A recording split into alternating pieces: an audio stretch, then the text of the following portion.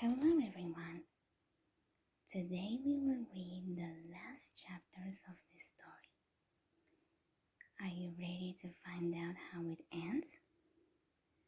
If the answer is yes, then let's get into them, shall we? Chapter 31. This became complicated. Raphael versus Yami, Part 3. Abby's POV. We're outside of the dome of the Seal of Oricalos, now shrouded in darkness and flashing with lightning. What just happened? I asked. Your pharaoh is in there with Raphael, I said. Yami's POV. Inside the dome, I'm walking through thick fog. It's strange. Is this another vision generated by the Seal of... It's strange. Is this another vision generated by the Seal of Oricalos? I asked. The vision of Akina came back. I don't know, but be careful, Akina said. Before me, I can see a pathway leading through a field of grace. Underworld Circle lets us bring back monsters we've lost. Perhaps I somehow been transported to the guard graveyard, I said. Oh yeah, Yami, because that makes so much sense, Akina said sarcastically. Then I hear Raphael's voice. This wasn't part of my plan, I heard him say, and I see Raphael's shadow form standing beyond me. In the fog, I heard someone calling for help, and I see another form running towards him. As the form becomes clear in the fog, Raphael gasped. He looks like you, I said. Because that is me.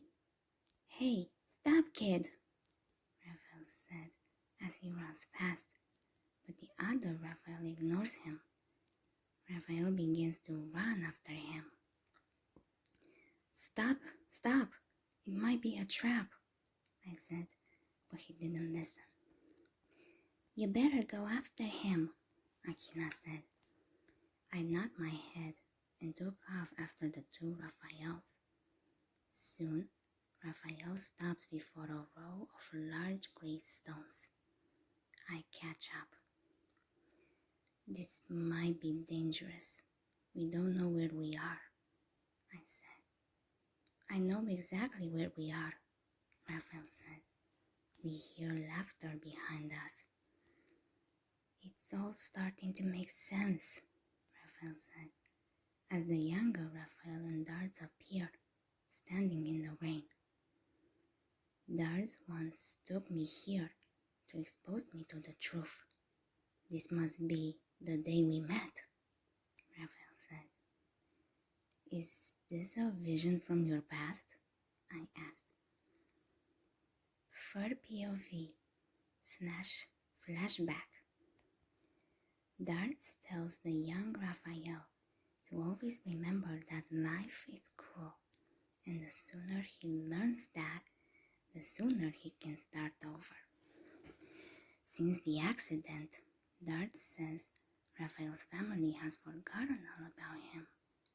As Yami and Raphael watch, Darts continues telling young Raphael that his family has moved on, and he should as well.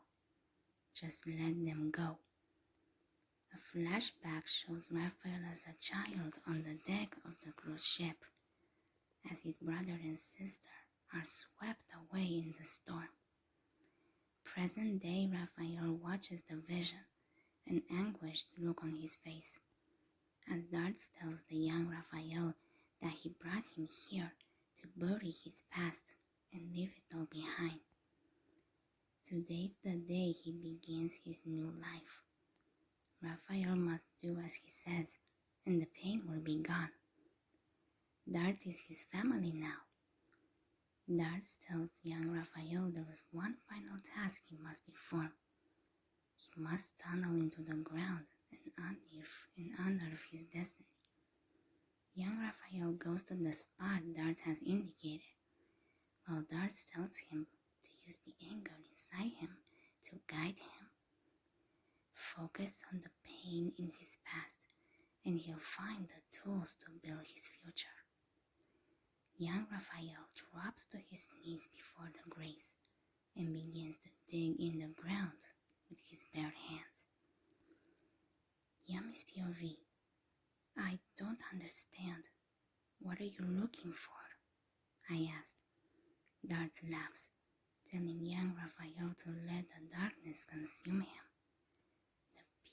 The pit young Raphael is digging grows larger and deeper, and he says he's getting closer. Raphael, what was it that Darts forced you to uncover that day? I asked again. Third POV. Then we see it at the bottom of the pit, a dark door disc. Young Raphael reaches for it, but then he sees guardian eagles floating over the pit. Darts tells him to forget that creature. It's part of his past. And young Raphael picks up the door disc and puts it on his arm. Darts tells him to face his destiny, and young Raphael draws a card from the deck. It's the Seal of Orichalcos. Darts tells him to activate the card, and his transformation will be complete. Young Raphael slots the card into the field zone, and the dual disc lights up, and the seal forms around him. Young Raphael groans as if in pain, but Darts tells him not to fight it, but to let the Seal of Orichalcos set him free. The seal is drawn in young Raphael's forehead and grows around him until it reaches Guardian Eros. The monster bursts into flames and sinks into the pit.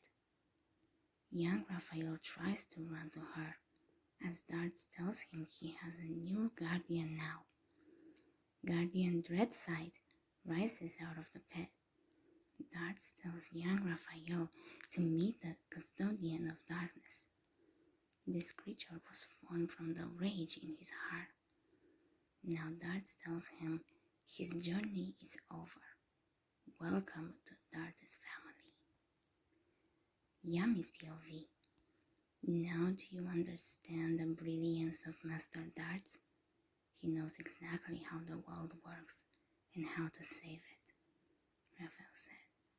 If you're so loyal to Darts, why do you disobey him? Darts told you to let go of the past, but you stay loyal to his guardians, I said. But you stay loyal to your guardians, I said. You don't get it. Darts was trying to help me move on, Raphael said. Darts is a madman, and the only person he's helping is himself, I said, the seal glowing in his forehead. Master Darts gave me the power I needed to survive, and now it's time to unleash it on you, Raphael exclaimed. Guardian Dreadside appears before him. Abby's POV. The dome of the seal clears, and we see Yami and Raphael facing each other on the roof, with their cards in play. Are you okay, Yami? I asked. I'm fine, Yami said. Yami has no monsters on his side of the field, while Raphael still has Guardian Dreadside with him, holding its sight, powered up to its full 55,000 points. My underworld circle magic card should have destroyed every monster on the field. It also forces us to remove every monster remaining in their decks. After that, we can only use monsters from their graveyards. My Dark Magician Girl is gone, so why is Dreadside still on the field? I asked. By eliminating a card from my hand, Guardian Dreadside is able to revive itself.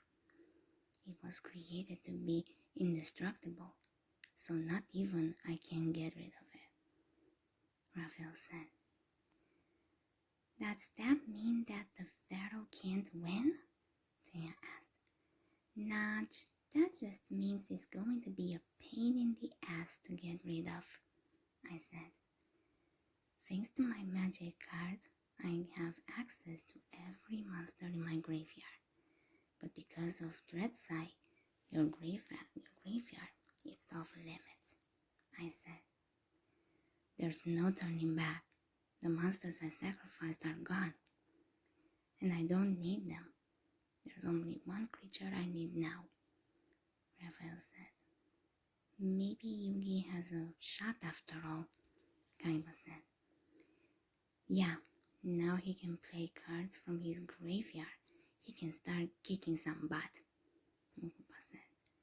Yami sets a card face down and ends his turn. Raphael draws. You're done, Raphael said.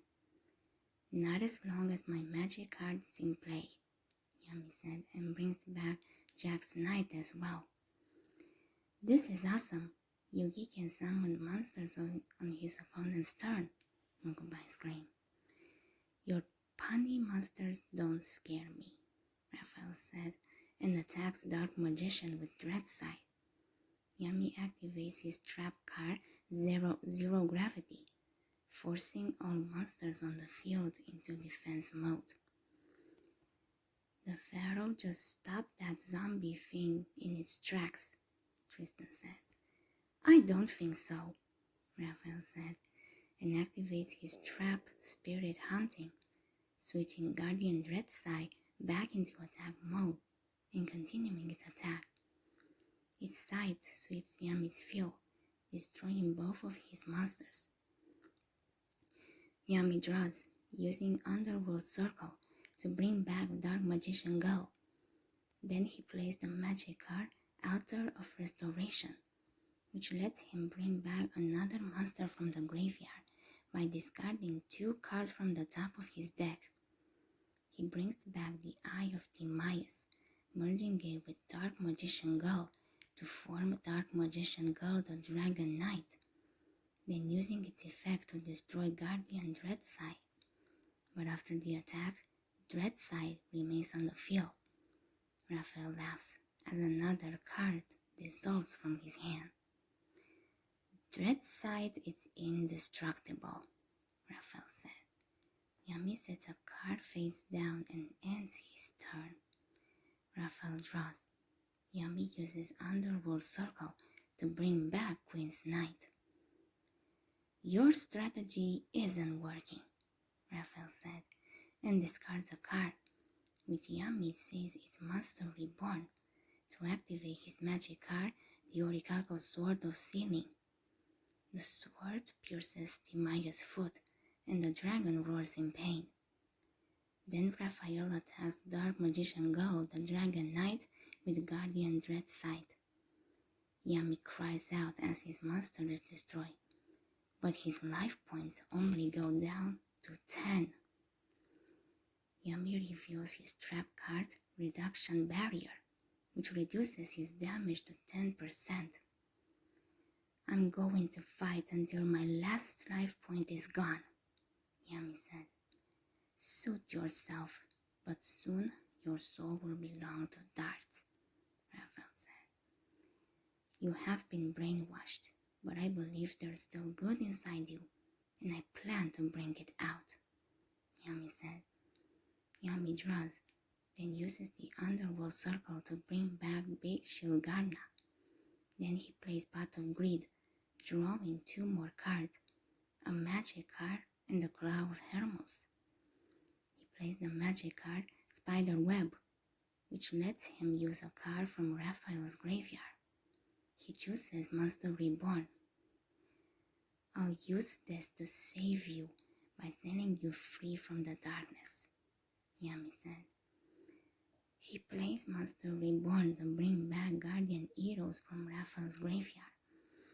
Then I see Yami looking over his shoulder at Joey's body hanging on Tristan's back. Use it, Yami, I thought. he summons the claw of Hermos. "Check it out, man," Tristan said to Joey, but he just lies there, senseless. Yami merges Hermos with Queen's Knight to form Goddess Bow, which he equips to Guardian Eros, doubling her attack to 5,000. Since Eros has been removed from Raphael's graveyard, Dreadside loses 500 points, reducing its attack to 5,000. "What are you up to? If you attack now, both monsters will be destroyed, but mind will come back," Raphael said. "We'll see about that," Yami said. Yami orders Eros to attack, activating the special effect of the Goddess Bow, allowing Eros to attack again each time Dreadside revives itself. With each attack, Raphael loses another card. Of course, when Raphael runs out of cards, Dreadside can come back, Mokuba said. The last card dissolves out of Raphael's hand, and Dreadside burns away, leaving only its mask, which Eros clutches to her heart as she, too, disappears into the clouds. Raphael fell to his knees. Do you now understand what you've done? You turned your back on your monsters. Once they meant the world to you, but Darts convinced you to abandon everything that was important to you. Darts told you lies about your family and fueled your rage, and in a moment of weakness, you allowed yourself to be consumed by the dark magic of the Origaros. But I knew the real Raphael was still in there, and I knew what I had to do. Force you to face the darkness, Yami said. Pretty speech, Pharaoh, but last time I checked, the seal still needs a soul, I said. She's right, Raphael said. He draws, then uses Underworld Circle to bring back Guardian Grell. Then he plays the magic card Soul Charge, allowing him to summon more monsters from his graveyard. Backup Gardna, Guardian Elma, Guardian Kayest all return to the field. Raphael has 4 monsters, Tristan exclaimed. Any monster summoned by Soul Charge can't attack for 1 turn, so Yugi is safe, Kaiba said. So why do it? Mokuba asked. My graveyard is empty, and my guardians are free, but each monster I brought back from the grave cost me 500 points, Raphael said. His life points go to 0, and the seal of Origargos begins to shrink around him. Yami runs towards him. Raphael! Yami exclaimed. Well, that cuts out the middleman, I said. Then from the clouds, Guardian Eros returns. She stands with the other guardians, the seal disappearing from their foreheads. You made the right choice. The darkness has lifted, Yami said. You're right, and thank you, Raphael said. For POV. Then, to his surprise, his little brother and sister appeared at his side, clinging to him and telling him that they missed him. His parents appeared before him, standing with his monsters. Raphael smiles tearfully, saying this is a vision of what's inside his heart. Everyone he turned his back on is still here, and they'll always be with him. The monsters and the vision of his family rise into the sky and fade from sight. The Origago stone cracks and disappears from around Raphael's neck, and the seal vanishes. Abby's POV. We ran to Raphael, who remains as he was, kneeling. Well, this became complicated, I said. How did you do that? You should have lost your soul, I said. You're right, but I'm still here, Raphael said. The seal of orichalcos is powered by the darkness within the person who plays it, but you were able to conquer that darkness, so your soul was spared, Yami said.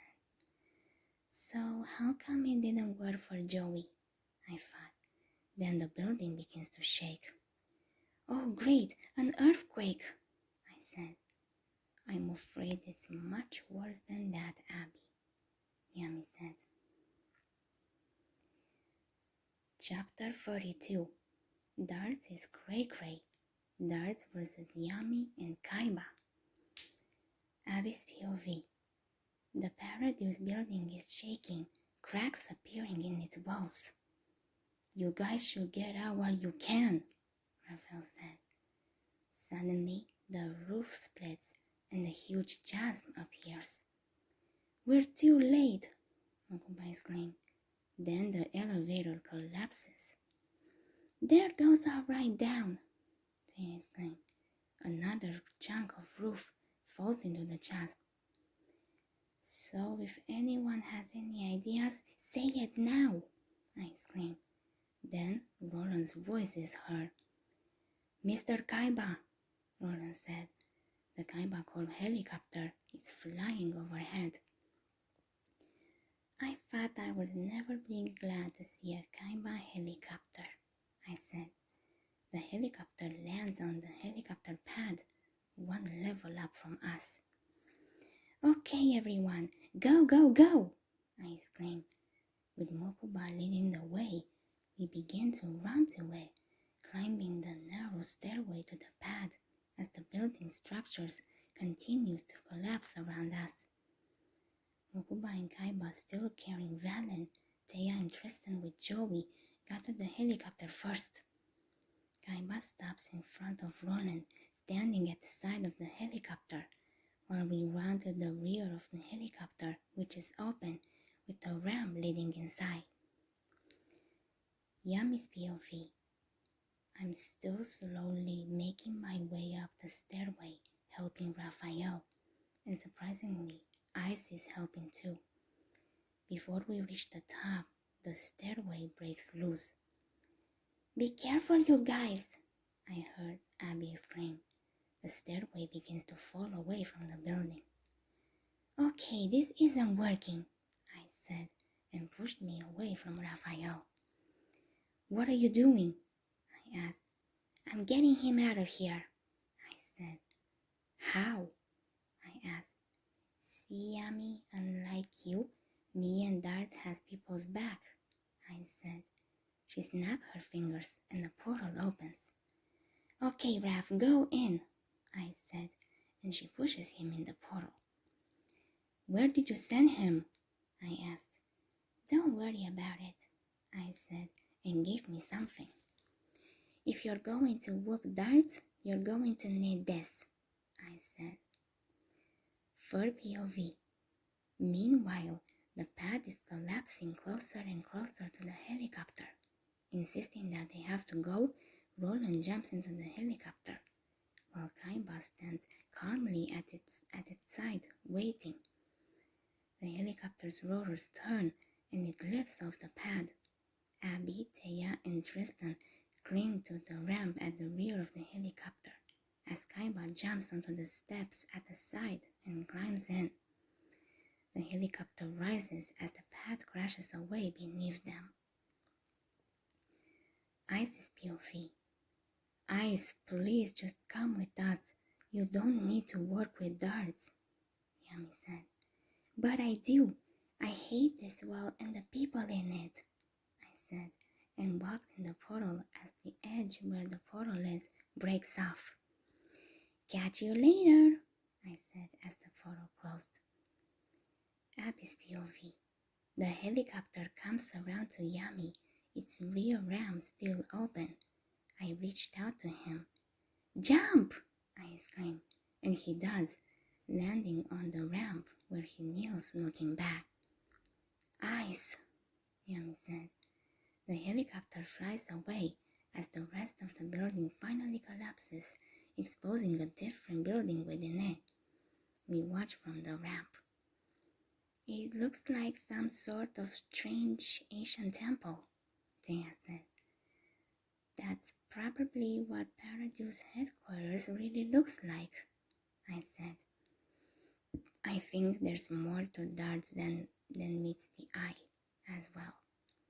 I think there's more to darts than meets the eye as well, Yami said. He looks at this thing and holds it out to Kaiba. He looks at the thing and holds it out to Kaiba. Take a look at this. It's some sort of computer chip, Yami said. Kaiba slips it into his PDA and a map appears on the screen. A map to where? Mokuba asked. To Darts' lair, Yami said. Lovely, I said sarcastically. Kaiba tosses the PDA to a freaked out Roland. Follow this map, Kaiba said. But then another helicopter appears behind us and another. We're surrounded, I said.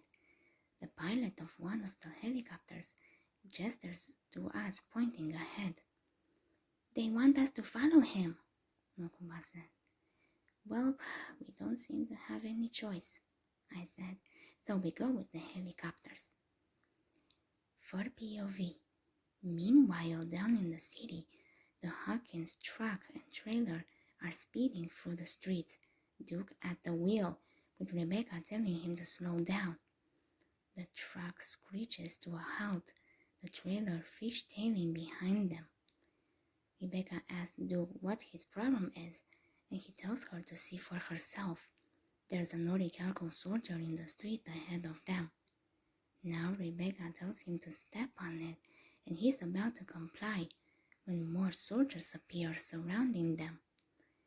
Activating her dual desk, Rebecca jumps out of the truck, saying it's time for Plan B. She starts to face off against the soldiers, but then she stops. Ice's POV. I walked up to Darts in his temple. Orichalco soldiers do return to me, Dart said. He turned around and saw me. We must begin the next phase of our battle, Dart said. I'm ready when you are, I said. Abby's POV. Meanwhile, the Kaiba Corps helicopter, accompanied by the 4 military helicopters, is flying over the ocean toward an aircraft carrier.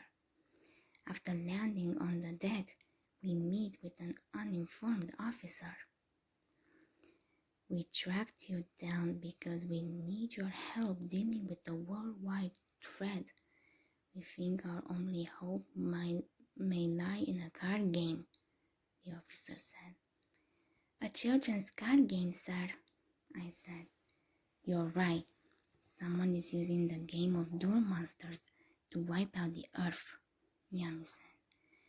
Who better to stop this menace than the Duel Monsters experts? The officer asked. So wait, hold up, sir. You're asking us teenagers to go hunt down a madman? Isn't that supposed to be your job, sir? I asked. We've been following Darts around for months, but he leaves no evidence behind. With no proof, we can't do a thing. Darts is no ordinary criminal. Without the King of Games and Mr. Kaiba, we have nowhere else to turn, the officer said. Damn shame, I said.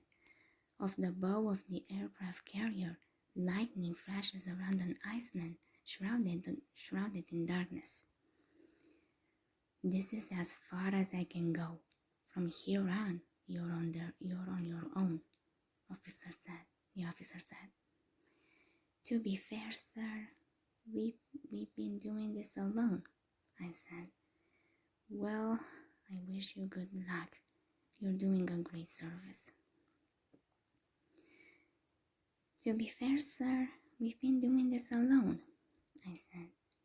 Well, I wish you good luck. You're doing a great service, the officer said. I'm doing this to save my company, Kaiba said. That may be, but if you can't beat Darts at his own game, You'll be saving a lot more than your company, the officer said. Roland, move out, Kaiba said, and the Kaiba Corp helicopter powers up. Soon we're on our way to the island. The helicopter bounces around in the storm surrounding the island, and Mokuba is thrown into Tristan, knocking him to the floor. I fell a little, but Yami got me by the waist. Thanks, Yami, I said. We should have been at the island by now, Kaiba said, using his jacket radio. It's the weather. We can't see a thing out here, the pilot said. Isis POV. Well then, let's go, my dear, Dart said as he led me to Akila. I saw her miserable in the mirror. When she saw us, she looked terrified. What do you want? Akila asked. Part 2 of the plan. Ice is going to merge with you, Dart said. Not again, Akila said. Oh, Akila, what's the matter? You don't want to take me back? I asked. No, you're horrible. How could you sit back and watch the seal take away people we care about? All the monsters getting hurt because of this pity bullshit? Akila asked. Hey, don't forget this is your decision. You wanted to do this to yourself, I said. Okay, let's do this, Dart said, and he yanked Akila out of the mirror and held her tight. Go, my dear, Dart said. It will be my pleasure, I said, and merged with Akila again, but now I'm in control. All right, my dear, just wait here till the plan starts, Dart said.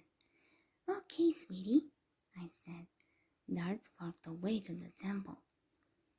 Fur POV. In his temple, Dart is reciting, before the age of Atlantis is ushered in, the sea shall rise and the sky shall fall. Only then will paradise return. Abyss POV. Everyone stay calm. Dart wants us to reach him, Yami said. Just then, the storm clouds part and the island with its temple becomes visible to us. No turning back now, I said. Let's go, Kaiba said. The helicopter lands just outside the temple. We went to the steps leading up to it. We've arrived at the heart of evil. Yami said. Do you always have to be so dramatic? Kaiba asked. Do you always have to be a dick? I asked. We entered the temple's main hall, proceeding through wide, curved columns, towards the altar with its three open-mouthed serpents. I'm not too fond of the snake motif, Thea said. Yugi, can't your cheerleaders wait outside? Kaiba asked. See, Kaiba, there you go again on this Scooby-Doo squad shit. We have to stick together or someone's going to get caught, I said. Abby's right. We stick together, Yami said. There were carvings of the captured souls in the walls. What's with all the people chiseled in stone?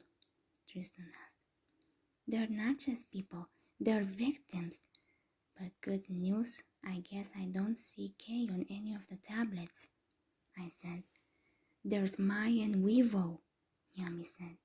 I see Joey and Vannon, I said. This must be everyone who lost their soul, Tristan said. Yami sees Yugi and runs towards his figure in the wall. Careful, Yami, I said. It's too bad your friends turned out to be a bunch of stiffs, a voice said. A ball of flame appeared before us, turning into who I think it's Darts. Due to the carelessness of my employees, I'm the only one left. Due to the carelessness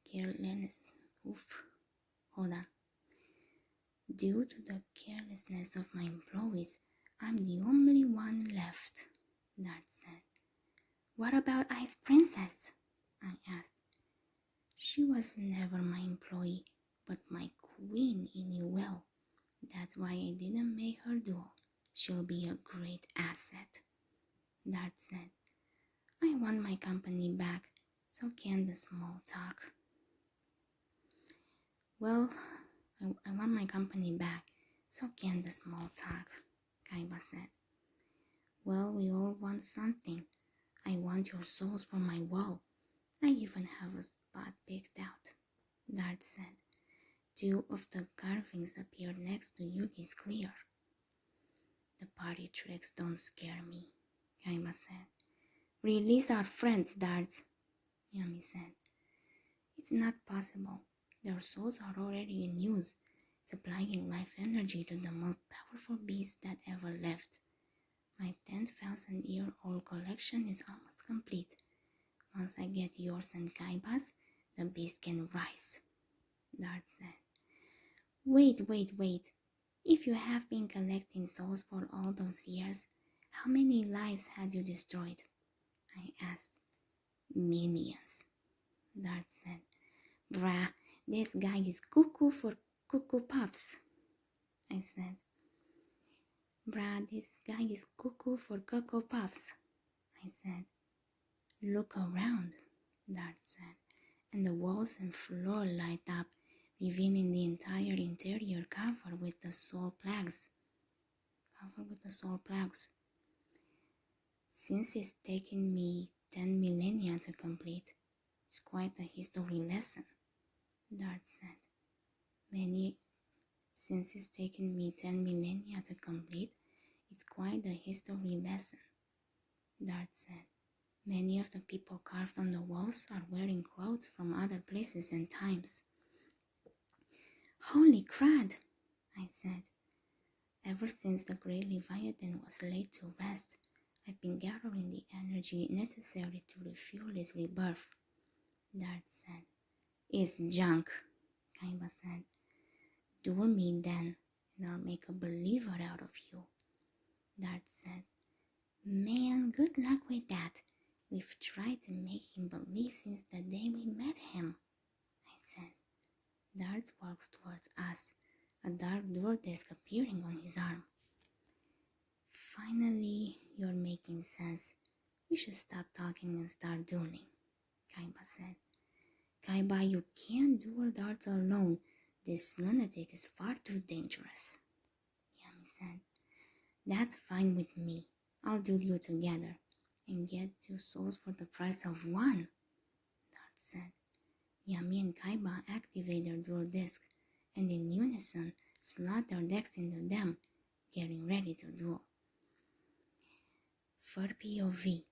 Meanwhile, Raphael found Mai and put her in the backseat of a jeep. Don't worry, Raphael tells Mai. He'll save her for Valen. Darts is going to pay. Abby's POV. Darts draws his initial 5 cards. Let the games commence, Dart said. Kaiba goes first, playing the magic card White Dragon Ritual, tributing Force Rider from his hand to summon Paladin of White Dragon. Next, he sacrifices Paladin of White Dragon to summon his Blue Eyes White Dragon. Then he ends his turn, letting Yami take over. Yami plays the magic card Black Luster Ritual, sacrificing Valkyrian the Magna Warrior to summon Black Luster Soldier. He ends his turn, leaving Dart to face 2 3,000 attack monsters on his first turn. Darts better watch out, Mokuba exclaimed.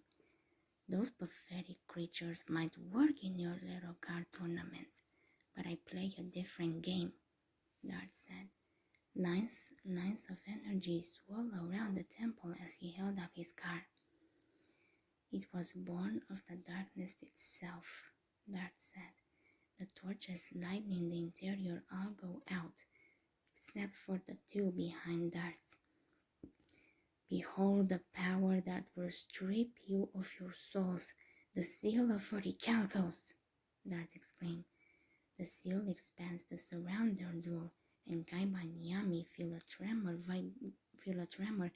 vibrating through them. Did you guys feel that? Mokuba said. If you mean the sudden drop in temperature and the freaky vibe in the air, yes, I do, Tristan said. This is like paranormal activity and shit, I said. Darts continues, summoning Orichalcos Gigas. Wait a minute, didn't I see that monster before with Yami? I thought, and I did, because Yami talked about it. Kaiba, I faced this beast before, and it was almost impossible to destroy, Yami said. That's because you didn't have me to bail you out, Kaiba said. Next, Darts pays 500 life points to summon another monster, Orichalcos Kiutora, which he placed in the back row, also apparently in defense. Next, Darts pays 500 life points to summon another monster, Orichalcos Kiutora, which he placed in the back row, also apparently in defense. That will do for now, Darts said. Kaiba draws and laughs. I actually believed I was up against a talented duelist until I witnessed your opening move. You left two weak monsters out on the field with no protection. Now I'm about to blow them away. You should have thought twice before challenging me. I'm the president of the world's largest gaming corporation, Kaiba exclaimed. Not anymore, rich boy, I exclaimed, and Kaiba glared at me. Just saying, I said. No one's mastered the game of duel monsters like I have, Kaiba said. Kaiba plays polymerization, fusing the two blue-eyes white dragons in his hand with the one on the field to form the blue-eyes ultimate dragon. Next, Yami takes over. He plays polymerization to fuse Kaiba's dragon with Black Luster Soldier to form Master of Dragon Soldier. Talk about the dream team, Mokuba exclaimed. Then Yami activates his trap card, Meteor Rain. With this trap, when he attacks, the difference between his master's attack points and his opponent's master's defense points will be deducted from Darts' life points. That's 45,000 damage. Darts is done, I said. Yami orders Master of Dragon Soldier to attack Orichalcos Gigas. Your twisted game is done, Yami said. End this duel, Kaiba said, and they finish in unison, calling out the monster's attack, Saber Blast. Master of Dragon Soldier blasts Orichalcos Gigas away. The duel is over, they exclaimed. No way, that was too easy. No way, that was too easy, I said. Darts laughed. Such a valiant effort, but your attack was in vain, Darts said. A beam of light rises, expanding to engulf the seal, shooting out through the roof of the temple, causing the seas around the island to churn. Yami's POV. Me and Kaiba find ourselves outside the temple, floating in the sky atop the seal of Orichalcos. Soon Darts appears on the seal with us. Darts, take us back, Kaiba said. We never left. What we're experiencing is the vision generated by the Orichalcos, which communicates by showing us images of things as we were or as we might one day be. Which communicates by showing us images of things as they were or as there might be or as they might one day be. This is the darkness that has always existed, Dart said. What are you trying to prove with all this? I asked. Human beings spend every second of their lives surrounded by dark energy, which has contaminated their entire planet. At the core of everyone's heart, they'll find pure darkness. When a human being crosses paths with the Orichalcos, the evil inside is set free. 10,000 years ago, 10,000 years ago, I came into contact with this powerful force, and it opened my eyes. Dart said. It took over your mind. I said. You shut yourself off from the truth, just as my people did so long ago when I presided over paradise on earth. Dart said. Now we find ourselves floating over an Iceland city.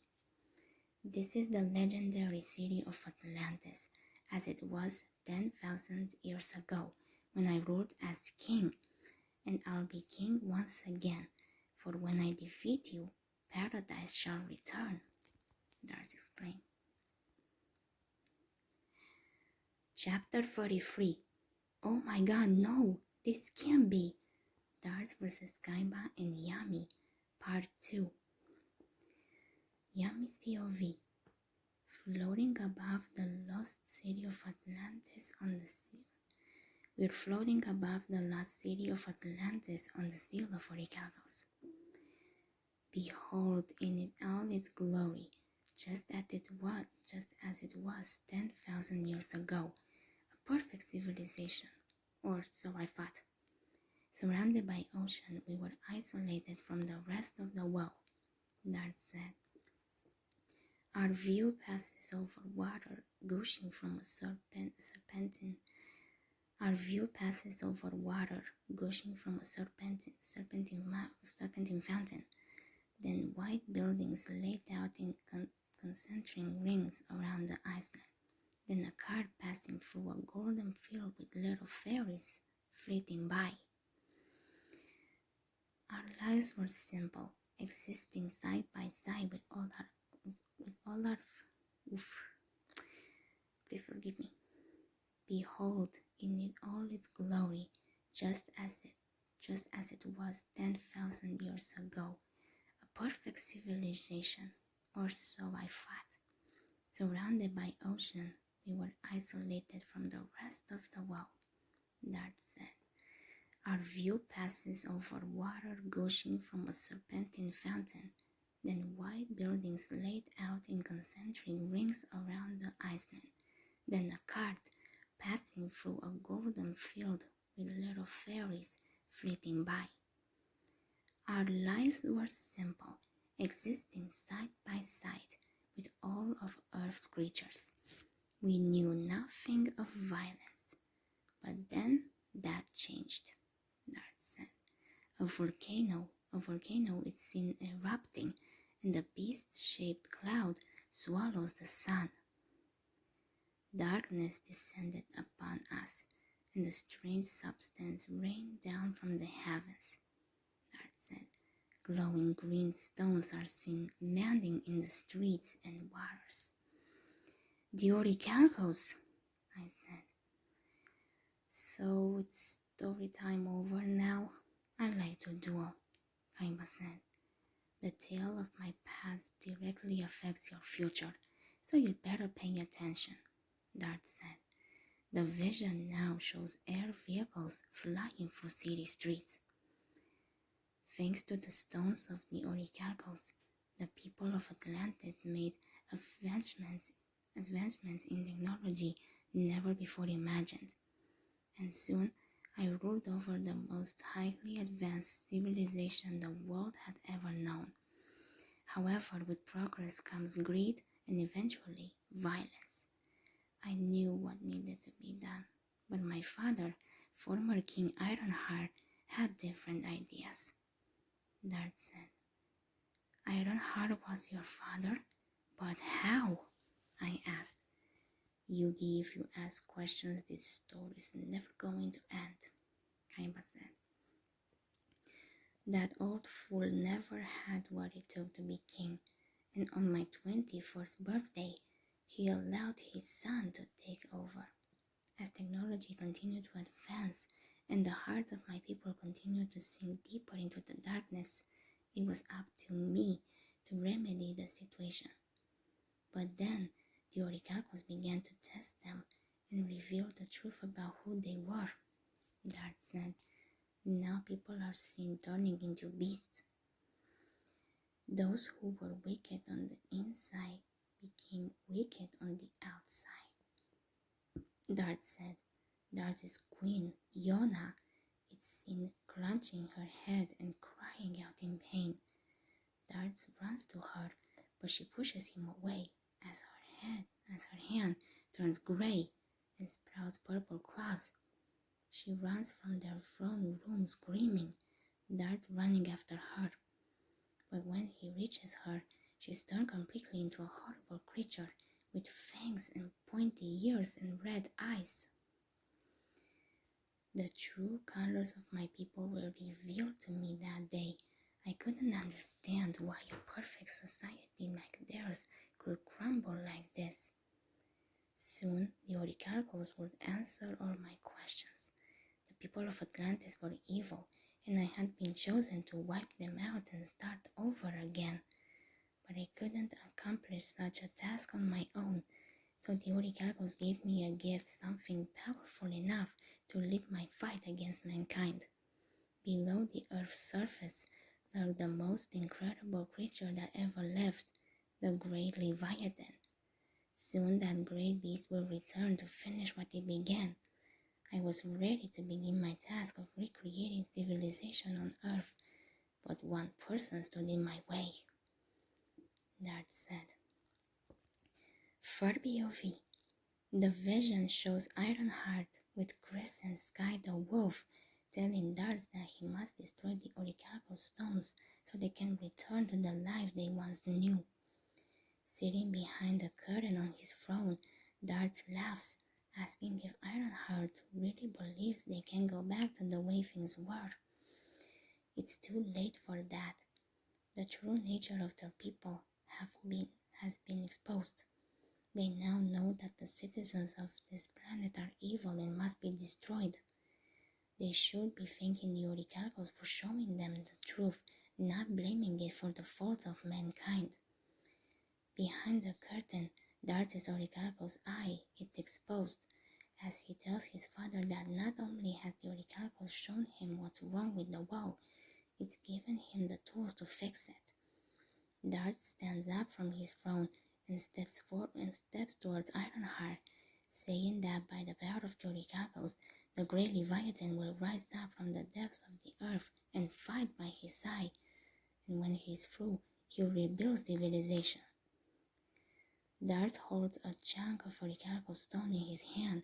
It begins to glow, sending up a beam of light that turns into the seal of Orichalcos. From it, Orichalcos soldiers descend, surrounding Ironheart, Chris, and Sky.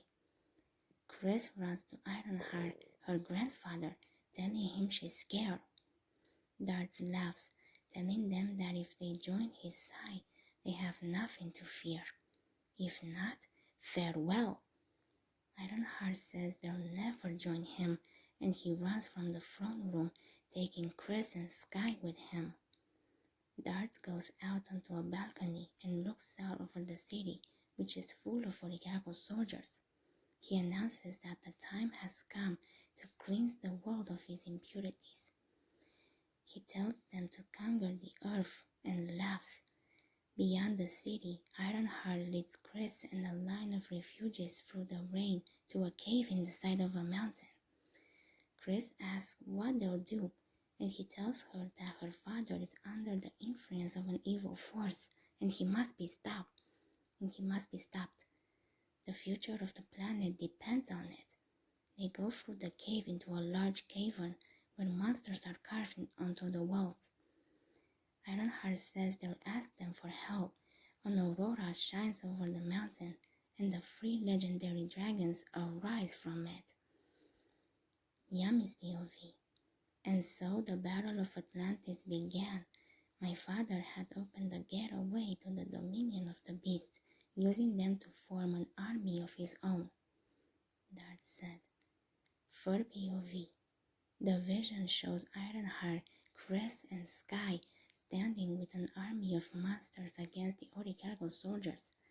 The great Leviathan and another beast sent their blasts of energy against each other, the light of their conflict blotting out the vision. Yami's POV.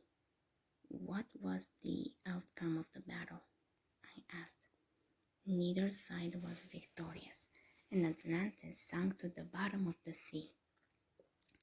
My father's monster army was scattered around the world and sealed away until they'd be needed again. The Leviathan was drained of his power and also sealed away. It took me 10,000 years to gather the energy to bring it back. All that's left for me to do is defeat you and Kaiba in a duel, and then your souls will awaken the great Leviathan, and my plan will finally come to pass. Dart said, Hold on, we already defeated you. Our master of dragon soldiers should have wiped out the rest of your life points, Kaiba said. I'm afraid it didn't. The duel's still on, Dart said. The seal reforms in the temple, and we reappear within it. Abby's POV. Oh, thank God they're back, I said. But Dart still has all of his life points, Tristan said. Due to the special ability of my Kyutora, my damage was reduced to 0. And now it's my turn, Dart said. Orichalcos Gigas returns to the field. Remember, Kaiba, each time Gigas is destroyed, it comes back even stronger, Yami said. Now its attack rises from 900 to 14,000. You'll never defeat me. Since Giga's return, I can't draw, but it doesn't matter. I have everything I need to defeat you in my hand. I'll enhance the power of the seal of Orichalcos with this, the magic card Orichalcos Deuteros, Dart said. Waves of glowing power wash over the seal and the players within it. Somehow Dart has made the seal even stronger, Yami said. Third POV. Meanwhile, a float plane is approaching Dart's island. As it flies over, a ramp opens up and Raphael drives out of the plane on a motorcycle, landing on the island and heading up the stairway to the temple. Abby's POV. Welcome to the second level of darkness, Dart exclaimed. So what does that mean? Tenya asked. The first benefit of Orichalcos Deuteros is the addition of 500 life points each turn for every monster I have on the field. Since I have 2, I now get another 1,000 points, Dart said, bringing him up to 45,000. How are we supposed to wipe you out? Kaiba asked. You're not, Dart said. Next, he attacks Master of Dragon Soldier with Orichalcos Gigas. Our master is too strong, Yami said, and Gigas is destroyed, but Kyutora absorbs all of the damage, and Gigas returns to the field with another 500 attack points, bringing it up to 19,000. He's letting his Gigas get its butt kicked on purpose so it can come back stronger, Tristan said. Nah, really? I said sarcastically. Nah, really? I said sarcastically. It's Kaiba's turn. He draws. He sets a card face down, then summons Blade Knight. Since he only has 1 card left in his hand, Blade Knight gets another 400 attack points, bringing it to 2,000. He ends his turn, looking at Yami expectantly. Yami draws, but Kaiba interrupts, sacrificing Blade Knight to activate his face-down card, Reflect Energy. It launches a small satellite which lodges into the wall behind Dart. Yugi, when you attack, my Reflect Energy satellite will redirect the attack to Dart's life points, wiping him out, Kaiba said. So Yami orders Master of Dragon Soldier to attack. They were able to blast that freak together, Tenya said. Hopefully, I said, but Orichalcos Gigas is destroyed instead, and Darts is safe behind the force field put up by the second layer of the seal.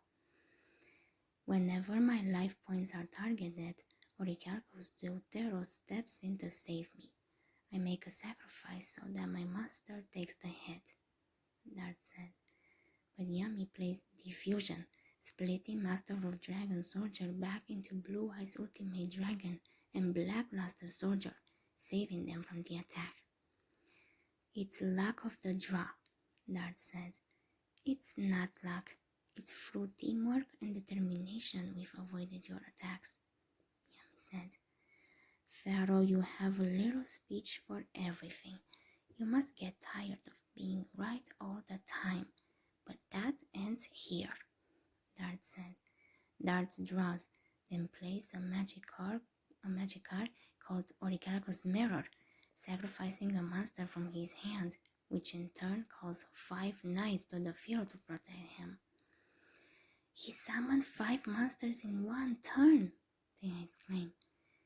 You'll never get past my mirror knights, and thanks to Orichalcos Deuteros, I gain another 3,000 life points. You'll never get past my mirror knights, and thanks to Orichalcos Deuteros, I gain another 3,000 life points, Dart said, rising his life points to 75,000. Dart said, rising his life points to 75,000. Each of his mirror knights has an attack of 0, raised to 500 by the seal of Orichalcos. Each of his mirror knights has an attack of 0, raised to 500 by the seal of Orichalcos. Pay close attention to the reflection in the mirrors the knights are holding. Each mirror reflects someone or something on their side of the field, which determines their attack points, Dart said. One of the knights' mirrors reflect the Blue Eyes Ultimate Dragon, 1 Black Luster Soldier, 1 Yami, and 1 Kaiba. The last knight didn't have anything, so their attacks become 45,000, 3,000, 500, and 500. They attack, destroying Yami and Kaiba's monsters, then attacking Yami and Kaiba directly for 500 points of damage, bringing them both to 35,000 life points, as the knight's mirror reform in their hands. As long as my mirror knight calling is on the field, my knight's shields will always return so they can be destroyed, Dart said. It's Kaiba's turn, and he draws, then plays the magic card of Demise. He can now draw 5 new cards as long as he discards his entire hand 5 turns later. Next, he plays the magic card Silent Doom, which allows him to bring back a monster from his graveyard in defense mode. He chooses Blade Knight, then sacrifices Blade Knight to summon Gazer Glider.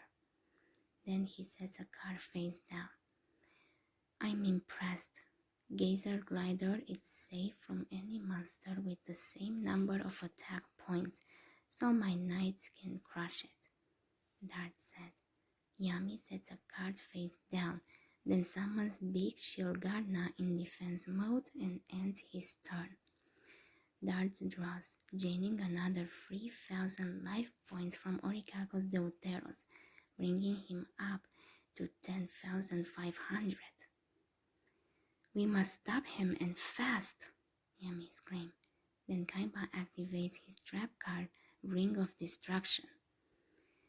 You're only protected as long as Mirror Knight calling is in play, Kaiba said, so he uses Ring of Destruction to destroy it.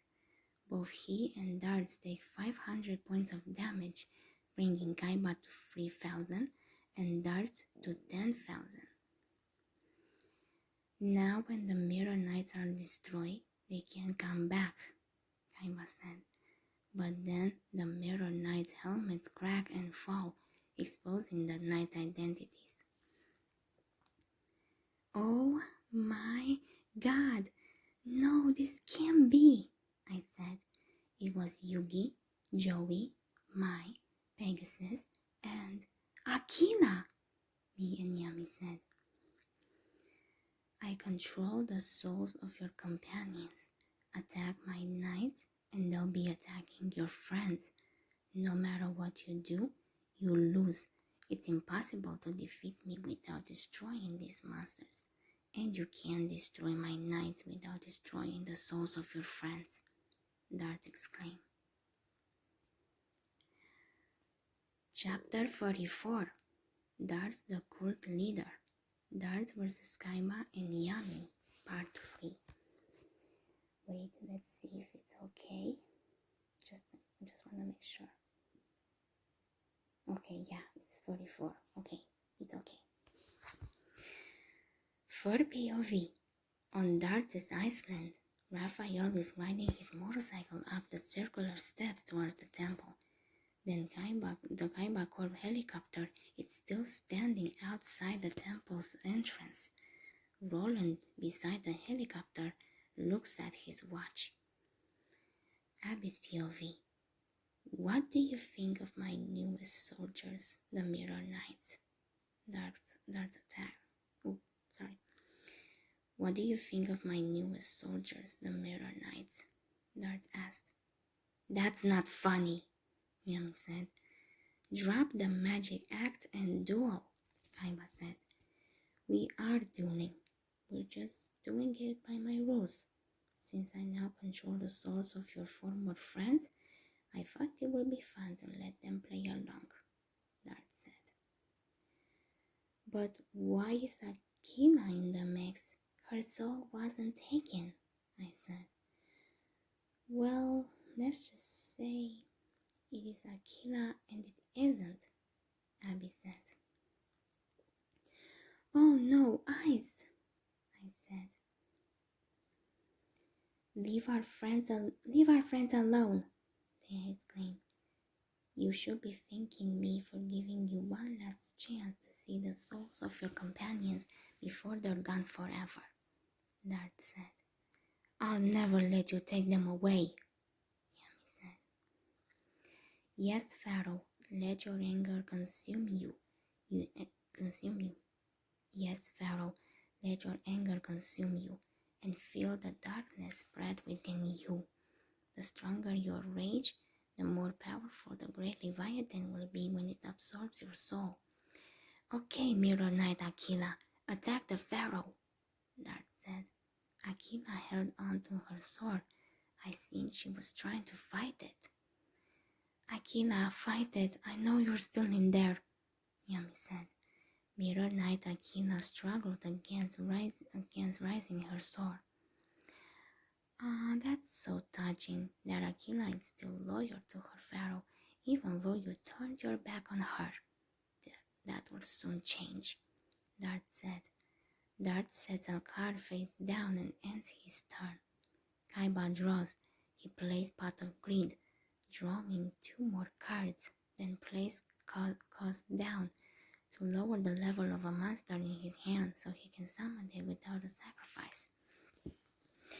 Then place Cost down to lower the level of a monster in his hand so he can summon it without a sacrifice. Discarding 1 card, he summons Different Dimension Dragon. Its special effect is that it can be destroyed by any monster with less than 19,000 attack points. Geyser Glider can be destroyed by Darts Knight's Either, Kaiba said. Kaiba orders Geyser Glider to attack knight number 3, Mai.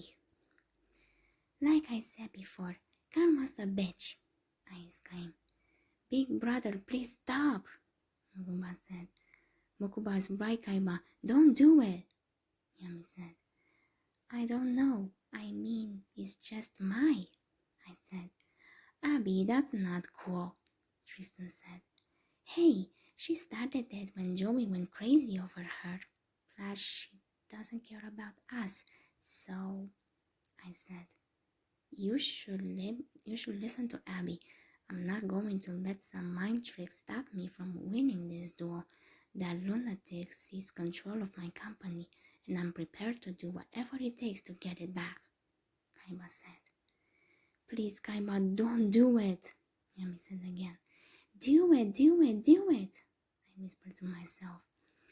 Darts is just trying to stall us, and it won't work on me. Am I supposed to be too afraid to attack? Kaiba asked Darts. Darts shrugged. Only if destroying an innocent soul disturbs you, Darts said. As the president of a major corporation, I have to do that every day, Kaiba said. Kaiba continues his attack, and Mai's mirror shield is destroyed. One more attack and she's gone, Kaiba said. I can't believe I'm saying this, but go, rich boy. Take that bitch down, I exclaimed. Kaiba then orders different dimension dragon to attack Mai, but when the smoke clears, Joe is standing in front of Mai, his own shield destroyed in the attack. I facepalm myself. Typical Joey. I swear when we get him back, I'm kicking his ass, I said. Figures Willard would mess things up, Kaiba said. He sets one card face down and ends his turn. Yami draws. You know what you have to do to win. Crush Willard and Mai, Kaiba said.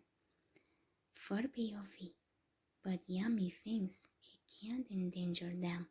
He stares at his cards, remembering Joey, Aquila, and Tristan saving him in the fire, and Joey unlocking the cuffs to save him from drowning after Mary forced them to duel.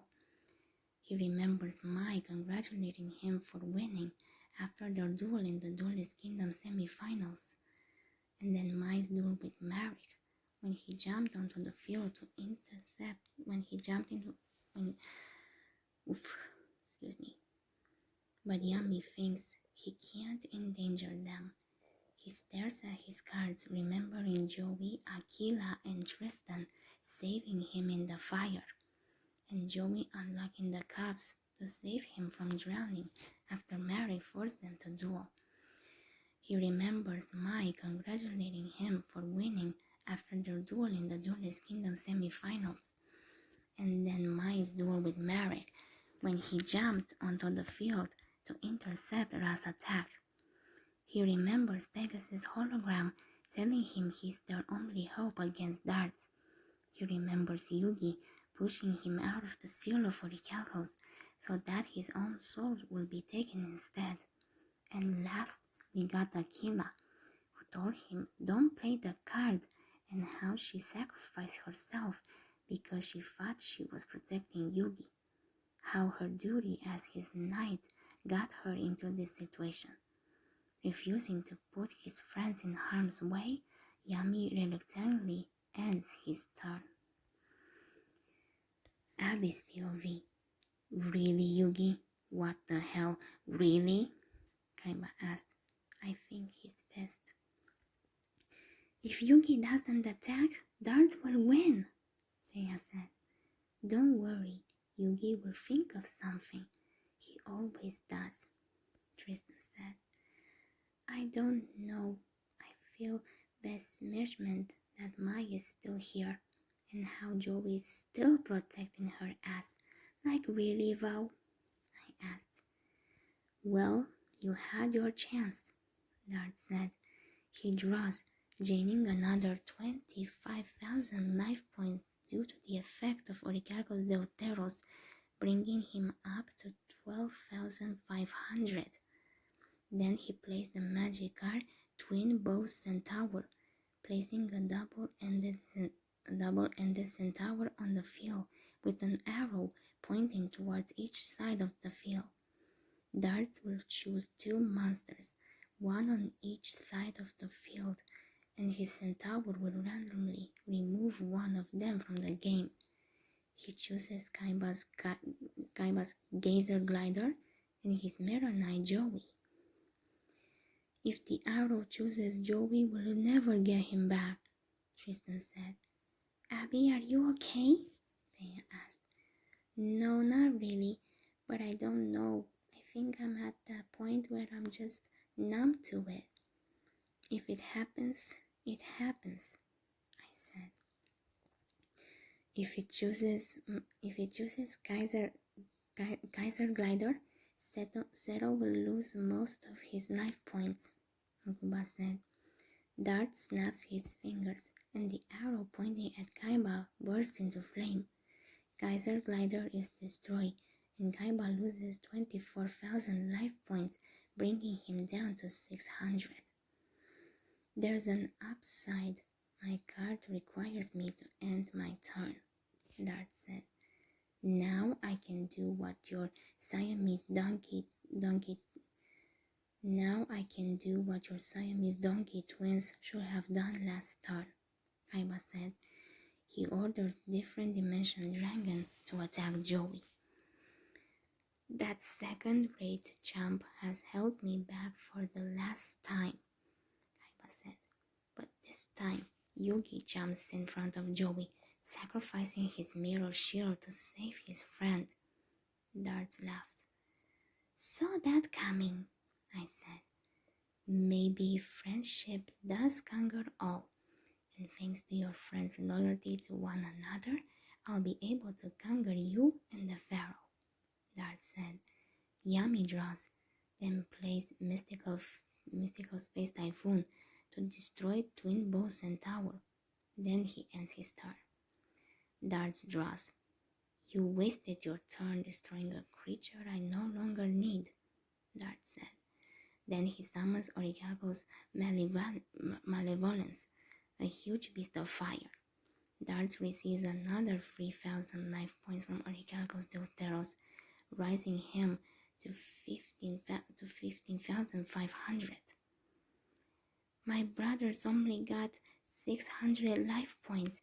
One more attack and he's toast, Mokuba said. I'll make sure your soul is put to good use, Dart said. Then he attacks Kaiba's Different Dimension Dragon with Orichalco's Malevolence. I'll make sure your soul is put to good use, Dart said. Then he attacks Kaiba's Different Dimension Dragon with Orichalco's Malevolence. For POV.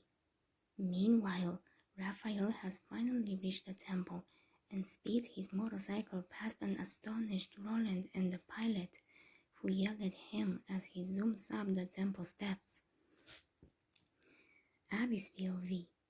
Kaiba activates his trap card Attack Guidance Barrier, which allows him to switch Dart's attack to another monster while raising his defense by 600 points.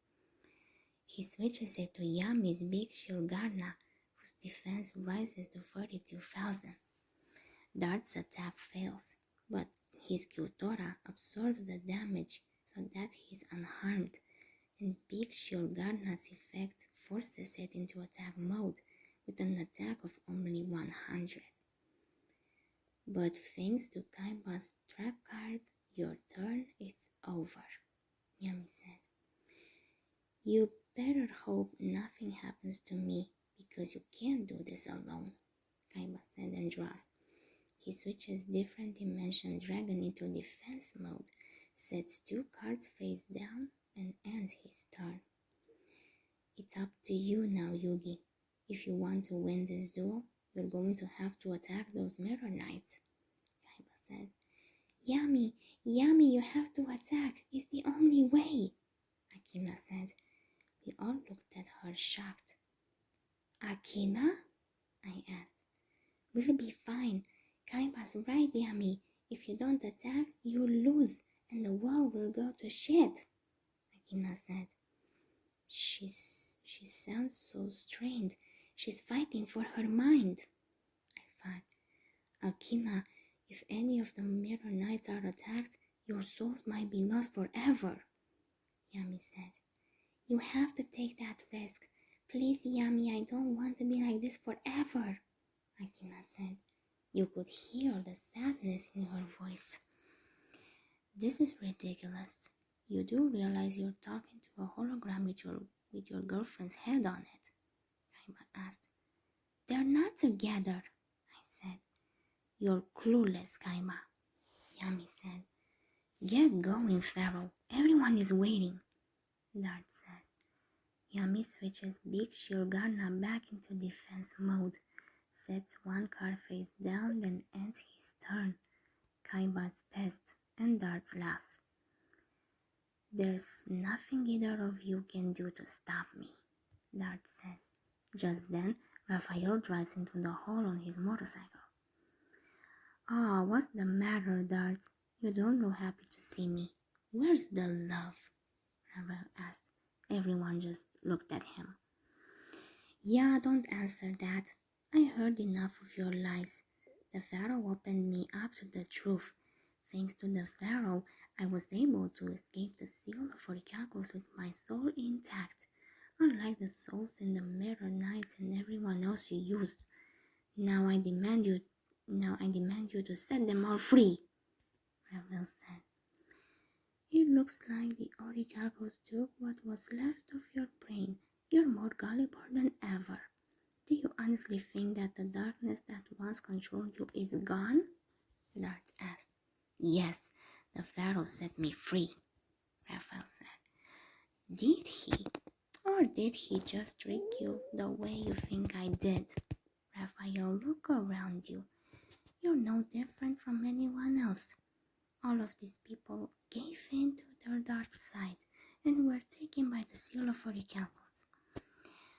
They're evil, just like our humans, which is why I was chosen to wipe them out. You're no different. You can't just walk away from darkness. It's part of who you are. That's why I hired you. Your rage made you a perfect candidate to carry out my plan, Dart said. I'm through with being angry with the world. The Pharaoh and his friends reminded me what loyalty and trust are all about. I used to be like them before you came into my life and poisoned me with the Orichalcos, Raphael said. You go, Blind Coco, I said. Dart laughed. The Orichalcos didn't poison your mind. It exposed who you truly are on the inside, a corrupt human being full of anger, just like everyone else in this room, Dart said. So what does that make you? I asked. I'm a pioneer, chosen by the Orichalcos to carve out a new world, and my task is nearly done. Soon I'll have enough power to awaken the Great Leviathan and rebuild civilization, Dart said. Ah, nah, dude, you're a cult leader or something, I said. Dart glared at me. For 10,000 years, I've been gathering souls to amass enough energy to awaken the great beast, but time was running out, and I needed help, Dart said. So you found me and the others? Raphael said. I required 3 subordinates to carry out my plan, and they needed to be filled with enough anger to tap the full power of the Orichalcos, and they needed to hate the people of this world as much as I do.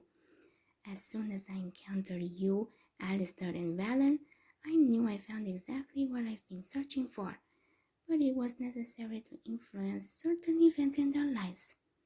Starting with Alistair, his family was captured by Gozaburo Kaiba's tanks during his effort to take over their township, Dart said.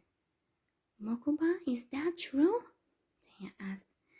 Unfortunately, it is, Mokuba said. Kaiba's father didn't do a thing. It was me all along, pretending to be Gozaburo, Dart said. Kaiba and Raphael reacted in shock. Now to Valen, Dart said. What did you do to him? I asked. Well, my dear, Valen's plan took longer than I would have liked. After his parents abandoned him in foster care, he practically grew up in a juvenile detention center, thanks once again to me, who framed Valen for his first crime at the age of 9, Dart said. Oh my God, I said. And I was the one who abandoned you and your brother, Dart said. You? You were the one who abandoned me and Valen? It was your fault? I asked. Guilty. I wanted to get you too, but I had a change in plans.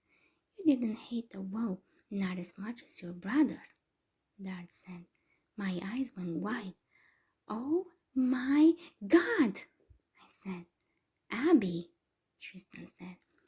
It wasn't my parents' fault. It was all you? I asked. Yes, I made your father addicted to drugs. Your mother just wanted to stand by her husband. She got addicted to drugs on her own. I just came in and finished the job, Dart said. Oh my God, I said. Abby, I'm so sorry, Thea said. He ruined my life. He ruined Valen's life. And for what? For this petty bullshit? I asked. Thea placed her hand on my shoulder. And of course, there's you, Raphael. The captain of the cruise ship didn't take your family into that typhoon. It was me who led the ship astray, Dart said. Why? Raphael asked. I watched you master dual masters at a young age, but I needed to unlock your inner fury. It was the only way to make sure you were strong enough after all. You had the three legendary dragons to contend with, and frankly, your life was just too perfect. So I made some adjustments, Dart said. Like you did to my family, I said. Raphael, don't listen to Dart, Yami said. Everything is your fault. You took me from my family, Raphael said. I needed your agony and your thirst for revenge, Dart said. Raphael screams in rage, activating his dual disc. Guardian Heroes rises behind him, and the seal of Orichalcos appears in Raphael's forehead. Darts laughs as the seal forms around Raphael. It's the seal of Orichalcos, Tristan exclaimed. I didn't see anyone play that card, Thea said. Raphael, you gotta calm down, I exclaimed. The seal also appears on Ero's forehead, and her sword glows. Raphael, control your anger, Yami said. The Orichalcos lives within you and can never be extinguished. There's no turning back now, Dart said. Ero's sword suddenly blasts forth streams of energy, and Raphael screams as the seal shrinks around him. Then the seal disappears and he falls, his soul captured by the Orichalcos. Me, Tristan, Thea, and Mokuba run to his body as his form appears in one of the stone carvings. Another soul, another step closer to awakening the Grey Beast, Dart said, laughing. This ends now, Dart, Yami said. You're right, Dart said and draws. Once I play this card, both your fates will be sealed. The seal of Orichalcos is about to become even stronger. It's time to experience the third level of darkness, Dart said, and placed the card. Orichalcos Tritos, Dart exclaimed. Okay, just a moment. Let me see. Okay, hold on. 35, okay. 45. I am getting closer now. I have 4 more after this one. So, 35. I'm on 45 now. Chapter 45. Everyone is dead. Yami and Kaiba versus Darts, Part 4. Abby's POV. It's time to reinforce the seal with its most powerful layer yet, Orichalcos Tritos, Darts explained. The third layer forms around the seal of Orichalcos. How could the seal possibly get any stronger? Yami asked. We're dealing with a force greater than the darkness, shadows, and older than time itself, Dart said.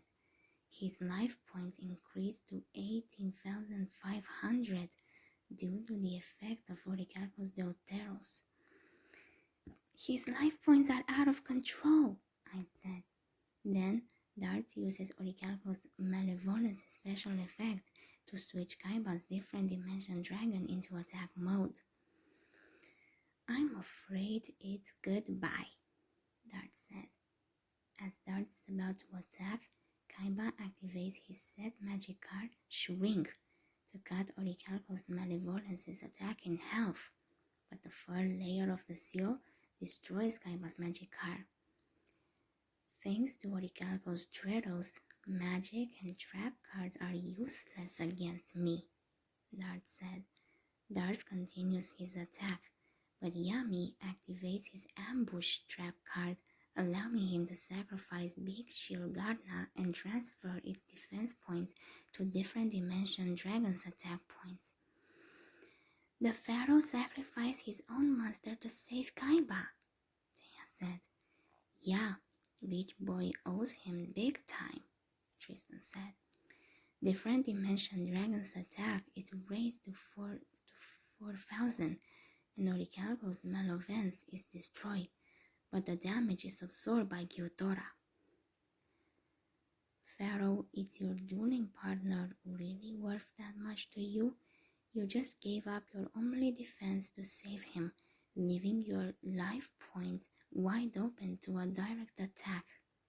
Dart attacks Yami with the Mirror Knights, and Yami is struck by Yugi, then Mai, then Joey. How does it feel, Pharaoh? They're on my side now, Dart said. Yami grimaces in pain. Akila was next. She forced herself to Yami. She stood in front of him. Akila, attack! Dart exclaimed. I don't want to, Akila said.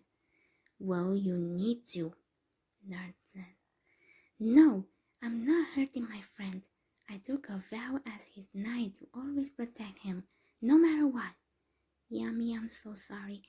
I didn't want it to come down to this, Akina said, and she looked at Kaiba. I'm sorry, Kaiba, Akina said, and she attacked him instead. She went back to darts. Kaiba didn't lose that many life points. Thank God. For POV. Finally, Mirror Knight Pegasus attacks. Yami raises his dual disc as a shield. To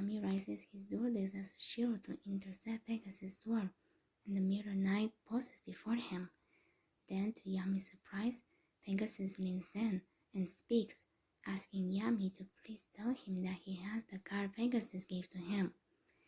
Yami remembers Pegasus' hologram, telling him he's created an exclusive card just for him, and Tristan retrieving the card from the pot in Pegasus' game room. The card turned out to be completely blank, and Kaiba said it was worthless, but Yami wasn't so sure. Now Pegasus tells Yami that the card unlocks the secret of the legendary dragons. Abby's POV. Attack! Dart exclaimed, and Pegasus does. Yami is sent to his knees by the attack. Get up, you Mary Sue, Kaiba said. Yami struggles to his feet. I'll be fine, thanks for asking, Yami said. Yami's life points go down to 15,000. Dart sets one card face down and ends his turn. Dart sets one card face down and ends his turn. Well, Kaiba, go ahead and make your final move. With only 600 life points left, your time is just about up, Dart said. Kaiba draws, then holds up his card, laughing. Whenever I'm about to lose, I draw exactly what I need, and this time's no different, Kaiba said. Kaiba's legendary dragon appears on the field. It's Critias, Dart said. Yugi, if I know your gaming strategies as well as I think you do, your face down card is Mirror Force, Kaiba said. It is, Yami said. Kaiba reveals Yami's trap and merges the Fang of Critias with Mirror Force to form Mirror Force Dragon. Are you planning on attacking? Yami asked. You know as well as I do that there's no way we can win with those Mirror Knights on the field, Kaiba said. No way, Kaiba, Yami said. They're just holograms. Darts made them look like your friends so you would be afraid to attack. But I'm not, Kaiba said. He orders Mirror Force Dragon to attack the Pegasus Knight. Why would Kaiba attack the one knight who still has his mirror shield? Tristan asked. Zero wanted the knight to reflect his attack, Makuba said. Kaiba activates his dragon special effect, absorbing the reflected attack, intending to send it back to destroy all 5 of the Mirror Knights. Kaiba, don't do it, Yami said. If the 5 knights are destroyed, will their souls be lost forever? Tenya asked. We're about to find out, Dart said. I'm not as gullible as the rest of these dorks. You can't fool me with a couple of reprogrammed holograms. I'm not as gullible as the rest of these dorks. You can't fool me with a couple of reprogrammed holograms. I invented this technology, Kaiba said. He orders Mirror Force Dragon to use his effect to attack Darcy's monsters. Yami steps forward, but Kaiba holds him back. Relax, Kaiba said. Yugi, Yami said. We'll be fine, Yugi said. Pegasus smiles at Kaiba. You did it, Pegasus said. Thanks, rich boy, Akina said. Akina, I thought. The Mirror Knights are destroyed. I'll be fine. My Kyutora is able to absorb all the damage before it too is destroyed, Dart said. Yami sighed. At least my friends are safe, Yami said. Yugi, Dart has no muscles to protect him, Kaiba said. I beg to differ. My Kyutora has another ability. Whenever it is destroyed, it makes another monster. And you may actually know her, Dart said. Her? Oh no, Yami said. Kyutora disappears in a bright blast of energy, and in its place, it's Ice Princess. Figures, I said. Ice Princess, Yami said. Hey, Pharaoh, miss me? Ice asked. She had the seal on her head. Her attack is 20,000, I exclaimed. Yeah, I got an upgrade, I said. She can wipe us out in one strike, Yami said. You're absolutely right, but I have some more bad news. Thanks to my dear being here, she can take on the ability of one of my other monsters. Shunaro's special ability, it makes another monster. There is Orichalcos Dexia, Dart said, and an arm came up. Thanks to Shunoro's special ability, it makes another monster. There is Orichalcos Dexia, Dart said, and an arm came up. And another one, Dart said. There was a left arm likewise, becomes Orichalcos Aristeros. Dexia's attack is always 300 points higher than the monster it's attacking, making it the perfect sword, and Aristeros will intercept any of their attacks, returning it with the force 300 points greater than theirs, making it a perfect shield, Dart said. In summary, you both are screwed, I said. Dart activates his trap card, Martyr Curse, forcing one of his opponent's monsters to battle with one of his, cancelling out any special effects his opponent's monster might have.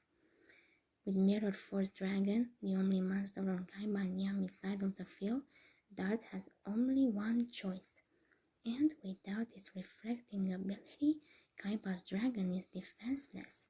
Dart orders Ice to attack with Icy Blast.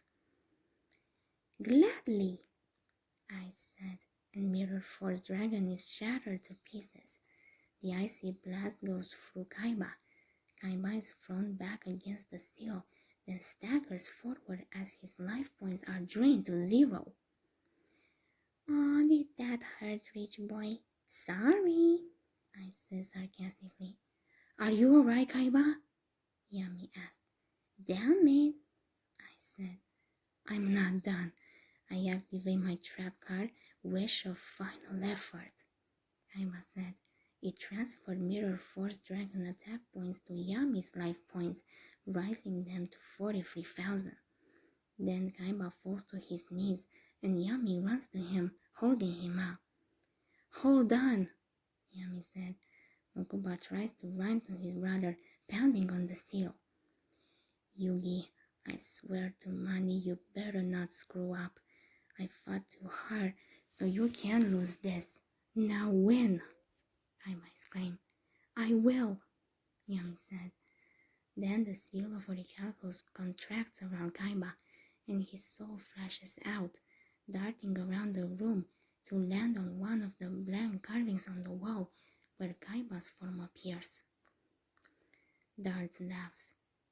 Well, Pharaoh, looks like you're the sole survivor," Dart said. "Welcome to the club, buddy. Hurts, doesn't it, being all alone?" I said. "You both disgust me," Yami said. "Oh, thank you," I said. "Well, I have what I need, so you can have the rest of him," Dart said, and Kaiba's soulless body is tossed out of the seal to land on the floor beside us. Mokuba kneels at his brother's side. "Please, Zero, open your eyes," Mokuba said, his tears falling on his brother's cheek. I knelt down next to him and put my arm around him. "I'm so sorry, Maki. Don't worry, we'll get him back," I said. "You understand you're talking to an empty shell, right? Your brother has donated his life force to the Great Beast," Dart said. "Give him back!" Mokuba exclaimed, but Dart doesn't answer. "You'll be okay, Mokuba," I said. Then the temple begins to shake, and pieces fall from the ceiling. "What's going on?" Yami asked. Third POV. Outside, Roland and the pilot also wonder as the island shakes. A great darkness begins to engulf the entire earth.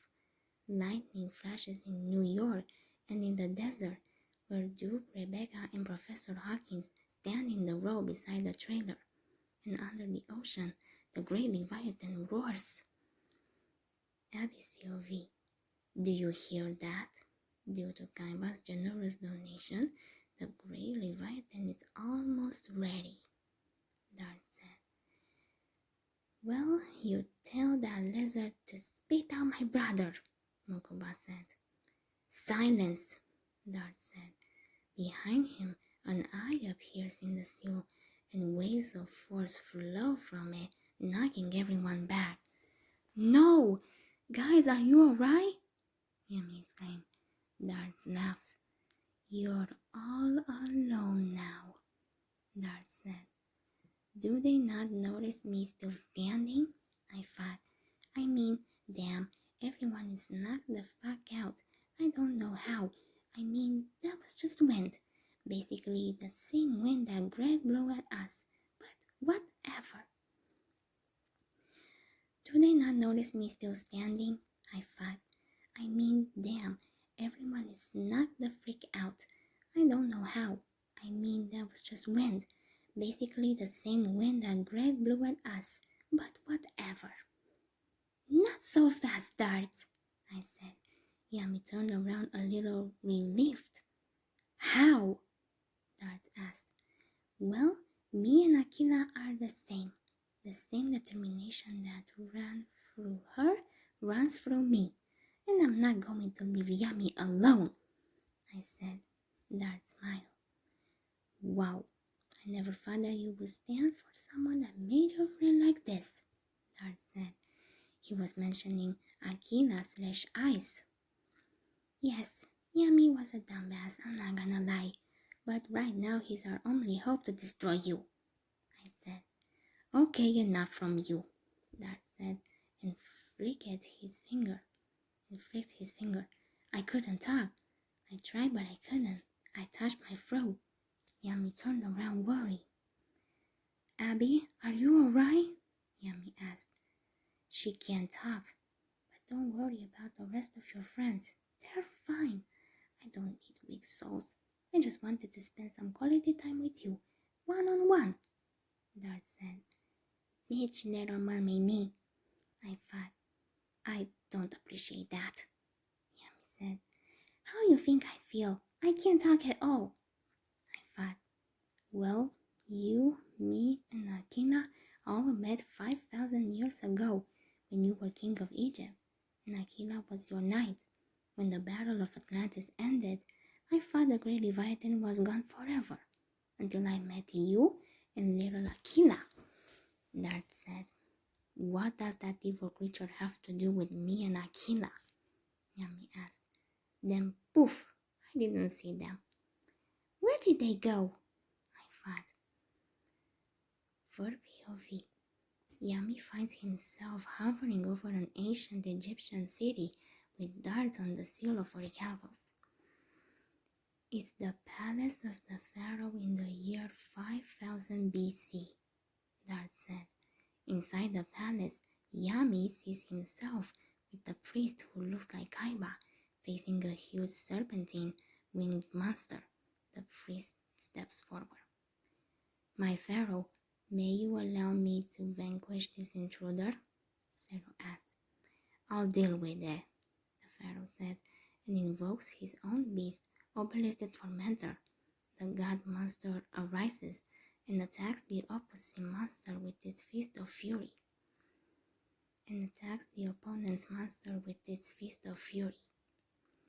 Why are we watching this? Yami asked. It was on this very day that I first realized that the Great Leviathan would rise again, all because of you and the magic that you weaved. Once Atlantis was destroyed and the Leviathan was laid to rest, I was forced to wander the world and wait. I couldn't destroy the world on my own. I needed power. That's where you came in. And with Aquila, well, we already know why, Dart said, and an image of a destroyed village popped up. The darkness in her heart and her determination is what I needed, Dart said. Now the vision shows them the winged monster fleeing the palace, with the pharaoh following him on horseback. Then Sniper, the sky dragon, appears behind him to follow the intruder. People scatter as the pharaoh rides through the streets, and one of them is Dart, who observes the pharaoh with interest.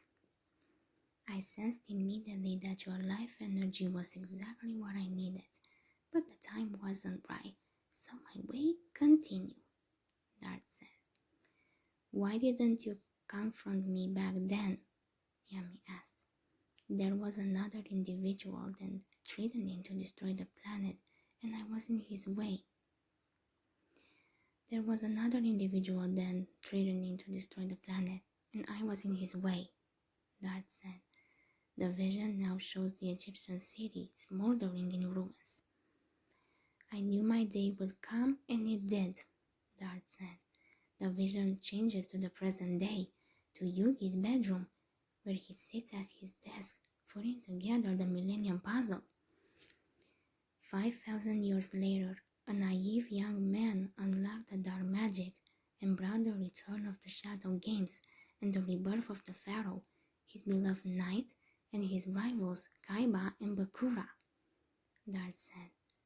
So that's why you've been targeting my friends, Yami said. That's right. Never before have I encountered such a powerful group of souls. Why do you think Ice is dueling right now? Dart asked. You're sick. You're just using ice to sacrifice her, Yami said.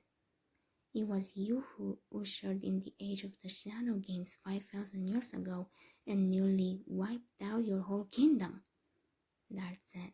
That's a lie, Yami said. I saw it all the way you conjured up creatures to do your bidding. You're evil, and there's no denying it. And soon you'll get what you deserve when I feed your soul to the great Leviathan and completes the plan I started centuries ago, Darts exclaimed. Chapter 46 Karma's a Bitch, Yami vs. Darts, Part 5. Yes, it's okay. I just wanted to see. Abby's POV. I seen that Yami and Darts were back. I wonder what happened, I thought. Pharaoh, do you really know why you were sent here? It was no fluke. 5,000-year soul spirits don't suddenly return for no reason. Fate brought you back so you could save the world by offering your power to the great Leviathan, Dart said. That's a lie. Hopefully, Yami isn't that dumb to believe that, I thought. For POV.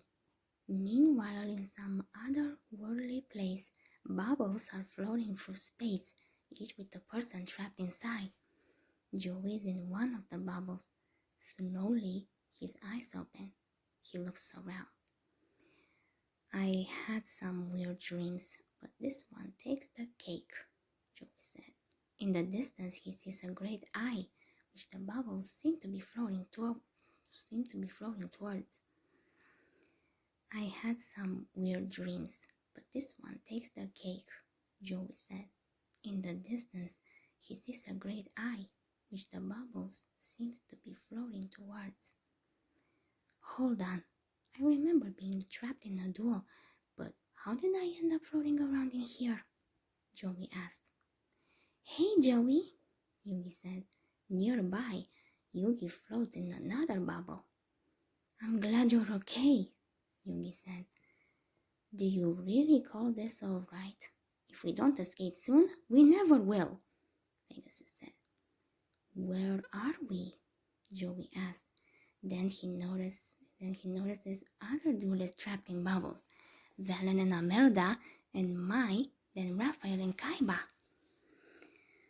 Everyone here had their souls captured. This must be where the Orichalco spits you out after you lose a duel. Where are we? Joey asked. Then he notices other duelists trapped in bubbles. Valen and Amelda and Mai, then Raphael and Kaiba. Everyone here had their souls captured. This must be where the Orichalco spits you out after you lose a duel, Joey said. Joey starts to freak a little, then tries to calm himself down. Maybe it's just a dream, Joey said. It's no dream, Joey. Things are about to get worse, Yugi said. Up ahead, bubbles are being sucked into the eye. That's the great Leviathan, and it's using souls for power, Pegasus said. But I don't want to be turned into soul food, Joey exclaimed. We can still get out of this mess if the Pharaoh defeats Darts, Yugi said. How's he going to do that? Rich Boyd's with us now. That means the Pharaoh's facing Darts alone now, Joey said. Kaiba may have been knocked out of the fight, but the Pharaoh's not alone. He's still got all of us. We may not be right beside him, but that's never stopped us before, Yugi said. I wonder if that will work this time. Darts is playing by a whole new set of rules, and nothing can take down the Orichalco's card, Joey said. There is one thing that can help.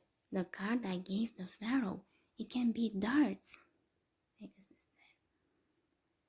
Flashback. Pegasus is exploring an Egyptian cave. He explains that it was during a trip to Egypt that he was inspired to create duel monsters. after he made an astonishing discovery. Ancient kings and sorcerers would perform dark one. Flashback. Pegasus is exploring an Egyptian cave. He explains that it was during a trip to Egypt that he was inspired to create dual monsters after he made an astonishing discovery. Ancient kings and sorcerers once performed dark rituals to conjure real monsters. These creatures were believed to have lived in a universe parallel to theirs, and guarding the getaway to this dominion of the beast these creatures were believed to have lived in a universe parallel to theirs, and guarding the getaway to this dominion of the beast were three legendary dragons, Timaeus, Critias, and Hermos. The flashback now shows Pegasus working in his gallery as he continues, saying that these dragons aren't what they appear to be. They were buried with the dark secret, so he created a card that unlocks this mystery. End of flashback. What's the secret? Yugi asked. I spent many years scouring the globe trying to find out. First I searched the microscopic world, then I scanned the vast reaches of the entire universe. But other than one stone tablet buried in the sands of Egypt, there was no record of the existence of these dragons. Then it dawned on me. What if these dragons aren't dragons at all? What if they're humans? During the Battle of Atlantis, Darts transformed 3 brave knights into dragons in order to weaken them. Now the pharaoh must restore them to their original form before the trapped souls disappear forever, Pegasus exclaimed. Abby's POV.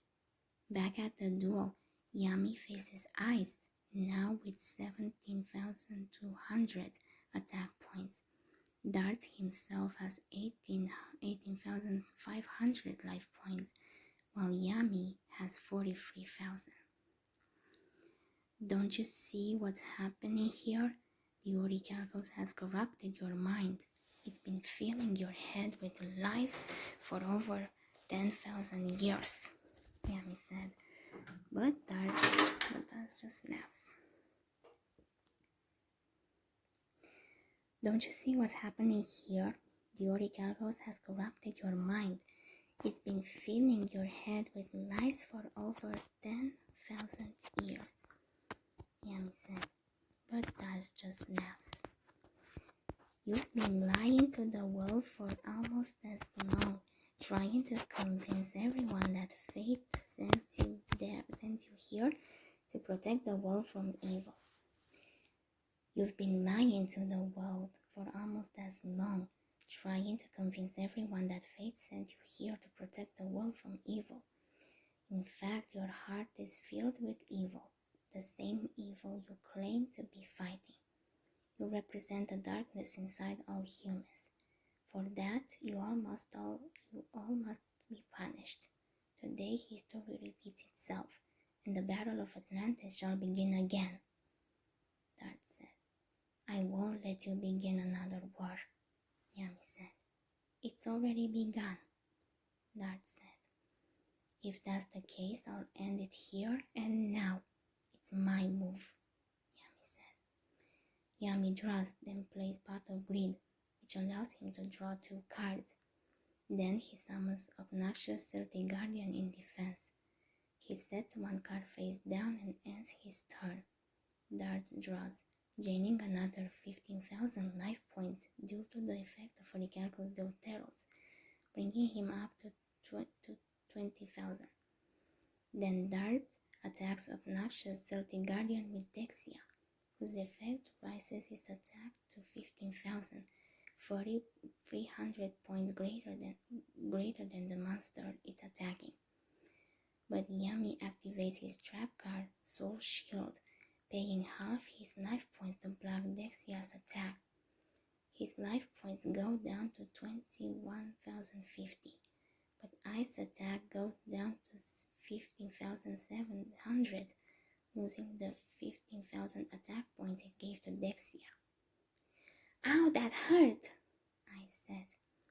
Not bad, but what's the point? Look around. You're all alone. Your friends aren't able to support you, and the score's not exactly in his favor. So why drag out the tournament when all you have to do is forfeit, and you can join your friends on the other side? Dart said. Yummy, please don't do it. You're not alone. You still got us. You still got me, I thought. Yummy's POV. Maybe Darts is right. Darts has 20,000 life points and 3 indestructible monsters. Maybe I can do more for my friends by surrendering and allowing the Orichalcos to take me where they are. Yummy thought. Abby's POV. Give up, Pharaoh. Your friends are lost without you. Don't you want to be by their side? Declare defeat and you'll be free to see your friends one last time before the rise of the beast. It's time for you to accept your true destiny. You return to Earth to pay for the wrongs you once committed. Dart said. No, Yummy, please don't give up.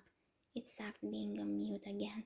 I don't even have a notebook to write on, and I can't get through to him, I thought. Yummy's eyes began to glow Orichalcos green. No, I thought. I ran up to the seal. It's too late, Abby. In order to compensate for the past, your friend must join me in ushering in the age of the future and surrender his spirit, Dart said. Yummy stares at his door desk. I must surrender my soul, Abby. It's my fate, Yummy said, monotone-like. Yummy, no! I thought. He lifts his hand to place it over his deck. That's it, Pharaoh. Just listen to the voice of reason inside your heart, Dart said. With his eyes glowing green, Yummy reaches a trembling hand towards his deck. Yummy, no! I thought. Third POV. He remembers Kaiba using his trap card to give Yummy his strength attack points before being taken by the Orichalcos. He remembers Joey telling him he'll be right by his side. He remembers Yugi pushing him out of the way so the Orichalcos will take him instead. And he remembers the promise that Akina made to always have his back. He remembers Kaiba and Joey and Yugi falling to the Orichalcos. And he remembers how Ice took over Akina. Ice's POV. This is it. The Pharaoh's gonna lose, I thought. His hand wavers over his deck. The time has come. Sacred seal, encircle the Pharaoh, Dart said. The seal shrinks around the Pharaoh. But why do I feel so bad about it? He deserves this, doesn't he? I thought. Then I see his tears fall. Wait, why is he crying? Why do I care? I thought. Then these flashbacks happen. Flashbacks, Akina's POV. What made you become a knight? Yummy thought. Well, I wanted to protect people. When I was little, I saw people in need of help, and nobody bothered to help them. I wanted to be that person that cared and helped, I thought. Then why be my knight? Yummy thought. Because, Yummy, you had a legacy, a destiny. You were and still are everything. And I was nothing. I wanted and still do this for you. I wanted to give you my service. I wanted to protect you no matter what, I thought. But Akina, if you were protecting me, who was protecting you? Yummy thought. I laughed. That's exactly what you said when we were little, I thought. And what did you say? Yummy thought. I didn't say anything, but you said someday soon we may be fighting some really bad guys, and when that day comes, I want to fight with you together, I thought. When I got outside, I saw Yami sitting up on the horse. Hey, where are you going? I asked. Akina, Yami said, and shook his head. He was chuckling. I should have known that you wouldn't listen to Yugi, Yami said. Can't help it. Yami, I'm your knight, and I want to go with you, to protect you, I said. If I say no, you're going to follow, aren't you? Yami asked. Probably, I said. Yami sighed. All right, but promise me you'll be careful and to stay close to me, Yami said. I smiled. Of course, I said. I hopped on Yami's horse and we rode away. Let me go, Yami fought. No freaking way, Yami. I'm not letting you risk yours or Yugi's soul for a car that's not going to work, I fought. Akila, we're going to lose the duel, Yami fought. Dude, trust me. Ice Princess told me that the dragon and the orichalcos don't mix, I fought. No, Akila, trust me for a change. This is the only way, Yami exclaimed. He pulls his arm away from Yugi, who floated away. How come you won't just listen to me when it actually matters? It's like you don't trust me. You know what? Fine. Throw away your soul for all I care. But I swear to Ra, I'm going to protect Yugi from getting his soul captured. It's not fair for him to get his soul because you want to act like a grade A douche, I thought. Please, Pharaoh, don't play that card, Yugi thought. Yugi, don't even bother. Who knows, maybe I was brainwashed and Yami was an evil pharaoh, I thought. Akina, Yami thought. I looked away from him. Fine, be that way, but I'm going to win the duel with this card, Yami thought. Yami placed the seal of orichalcos, screaming as the seal forms around his feet. Yugi's spirit form dissolved, and the seal grows to engulf the duel. I'm sorry, Yugi. I'm sorry I couldn't protect you from this, I thought as a tear rolled my cheek. Yami fell to the ground unconscious. I ran towards him. I was shaking him. No, no, no, no! Yami, wake up, please! I exclaimed. Raphael came closer. Stay away from him! I exclaimed and stood in front of Yami. Relax, Raphael said as he knelt down to retrieve the seal of orichalcos from Yami's duel desk, then took the necklace with the orichalcos stone from Yami's neck. I got what I need, but just for a bonus, Raphael said. He came from behind me and handcuffed my hands together. Hey, let me go! I exclaimed. Not a chance, Knight. I want this to be a message to your friends that I'm coming after them next, Raphael said. Behind us, a helicopter piloted by Alistair rose over the mesa, lowering a rope ladder for Raphael, who grabbed it, carrying Yami under his arm. Alistair left the helicopter as another guy took control and grabbed me. The helicopter passed by the gang. Hey, let go of them, Joey exclaimed.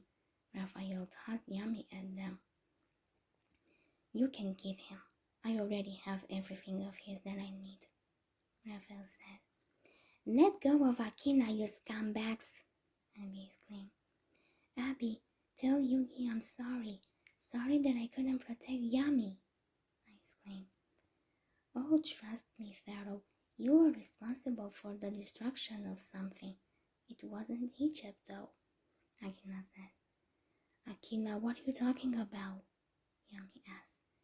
You destroyed the village, Pharaoh, and that village was my home. I came from the same village that Bakura came from, Akina said. Akina, I'm so sorry. I didn't know, Yami said. Yeah, of course you didn't know. Nobody asked about my past, about how I felt. I lost my friend that day.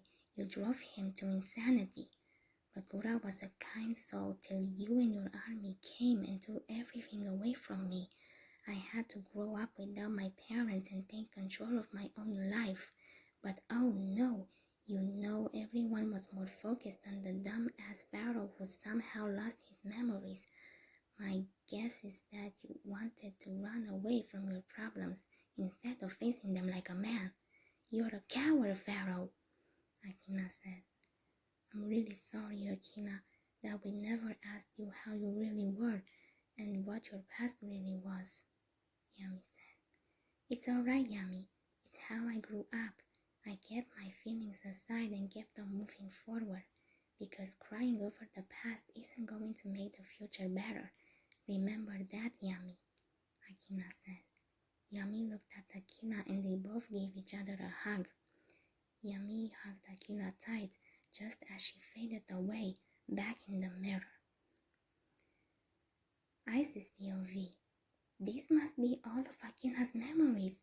He really cared about her. Oh my Ra, I messed up. I got to fix this somehow, I thought. Yami's POV. I felt myself drowning in my own darkness. I'm so sorry, everyone. I couldn't be strong enough, I thought. Pharaoh, her voice said. Who said that? I thought.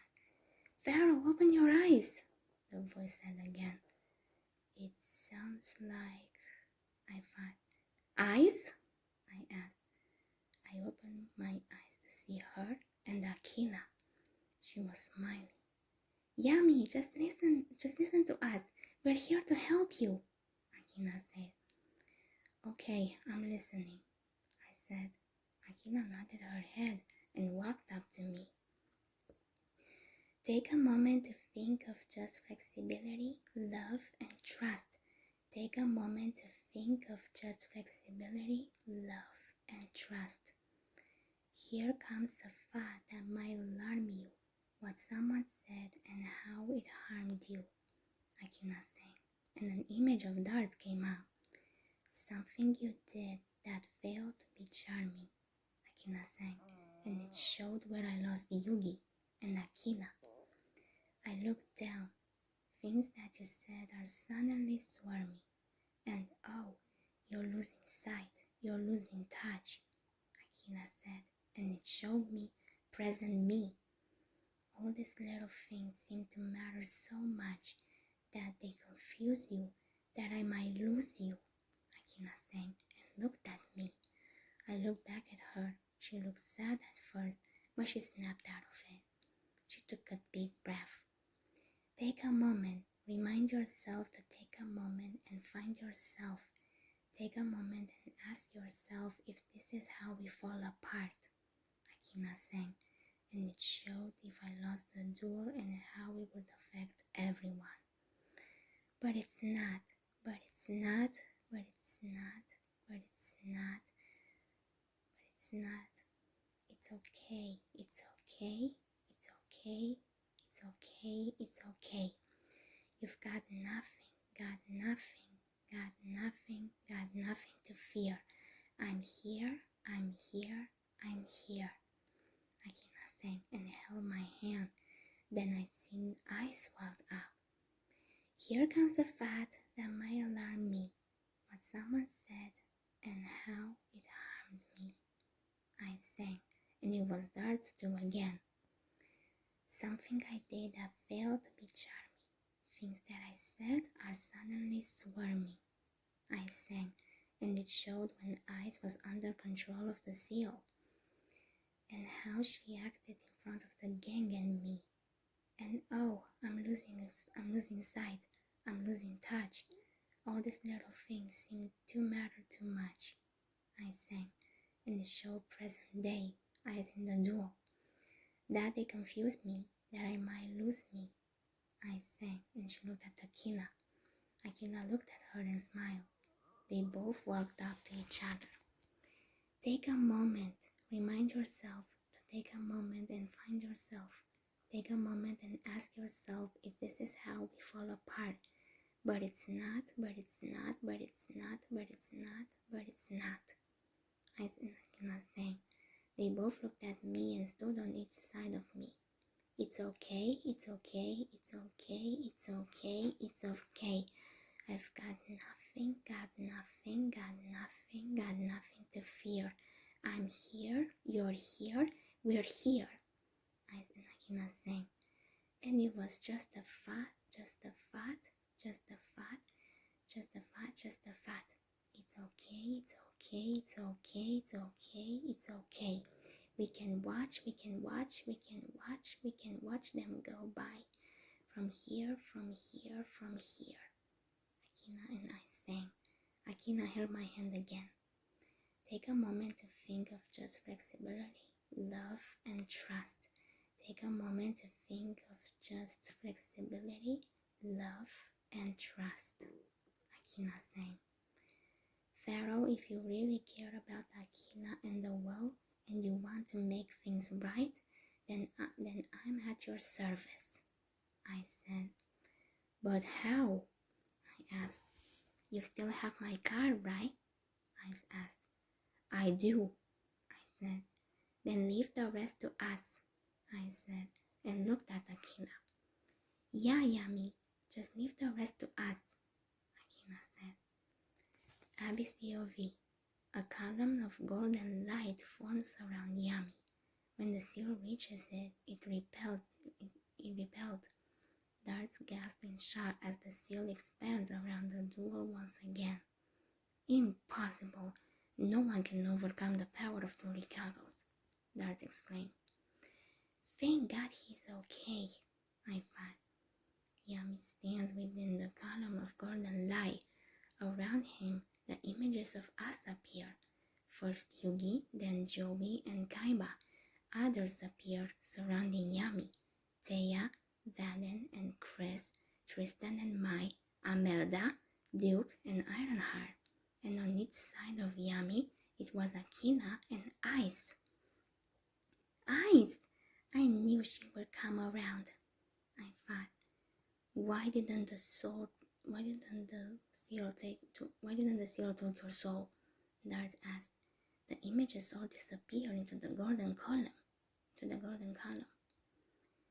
Why didn't the seal take your soul? Darts asked.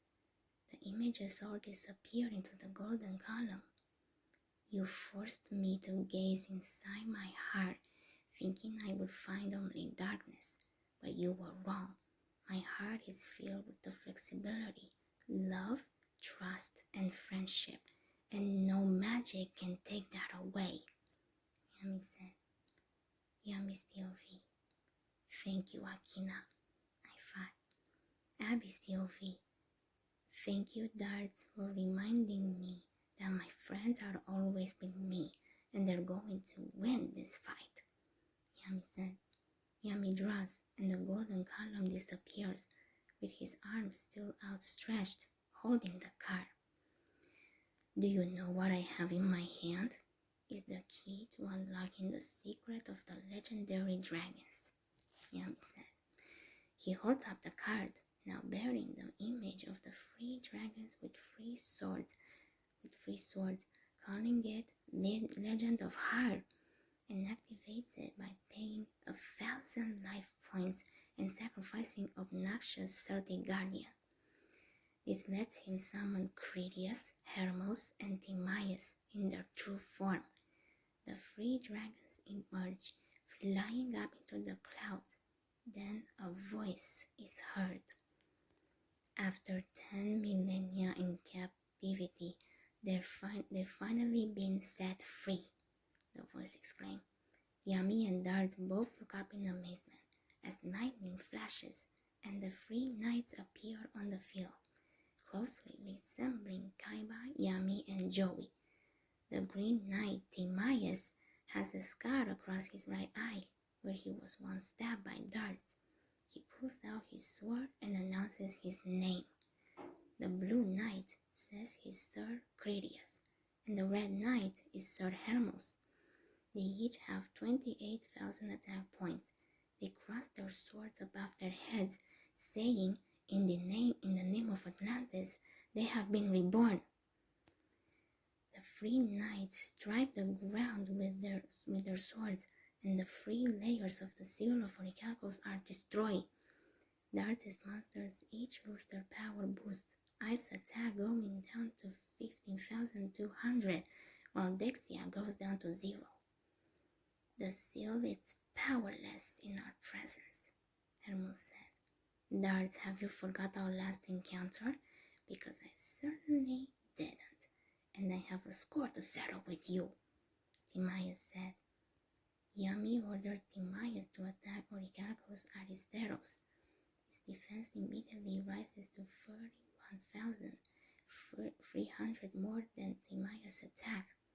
Ice loses 31,000 attack points, going down to 12,100. Yami loses 300 life points, going down to 850. Next, he attacks Aristeros with Critias and Hermos. Ice attack goes down to 559,000, but Yami is left with only 250 life points. He ends his turn. Dart draws, then orders Ice to attack Critias. Your attack won't work.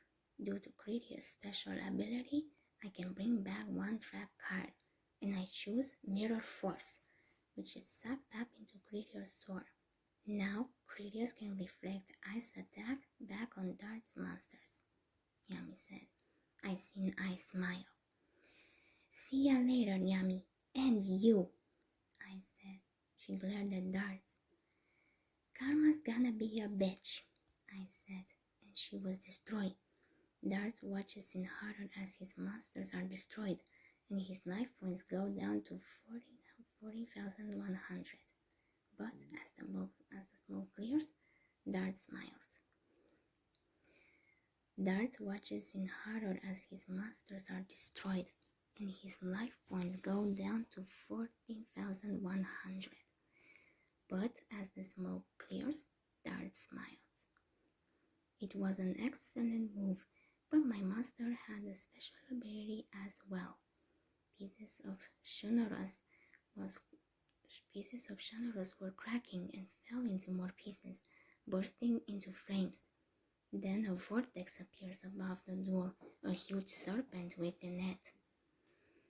As soon as you destroy the other pieces of Shonoras, my divine serpent was born.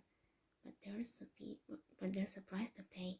I must discard my entire hand and give up every one of my life points, Dart said. Then you lose, Yami said. Yes, under normal circumstances. But as long as my divine serpent is on the field, I remain in the game.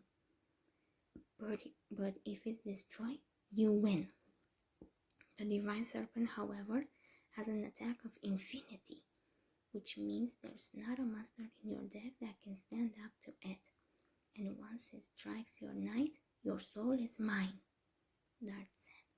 Yami stares at his deck, then draws. His card is Ice Princess. Flashback. Pharaoh, if you really care about Akina and you want to make things right, then I'm at your service, I said. But how? I asked. You still have my card, right?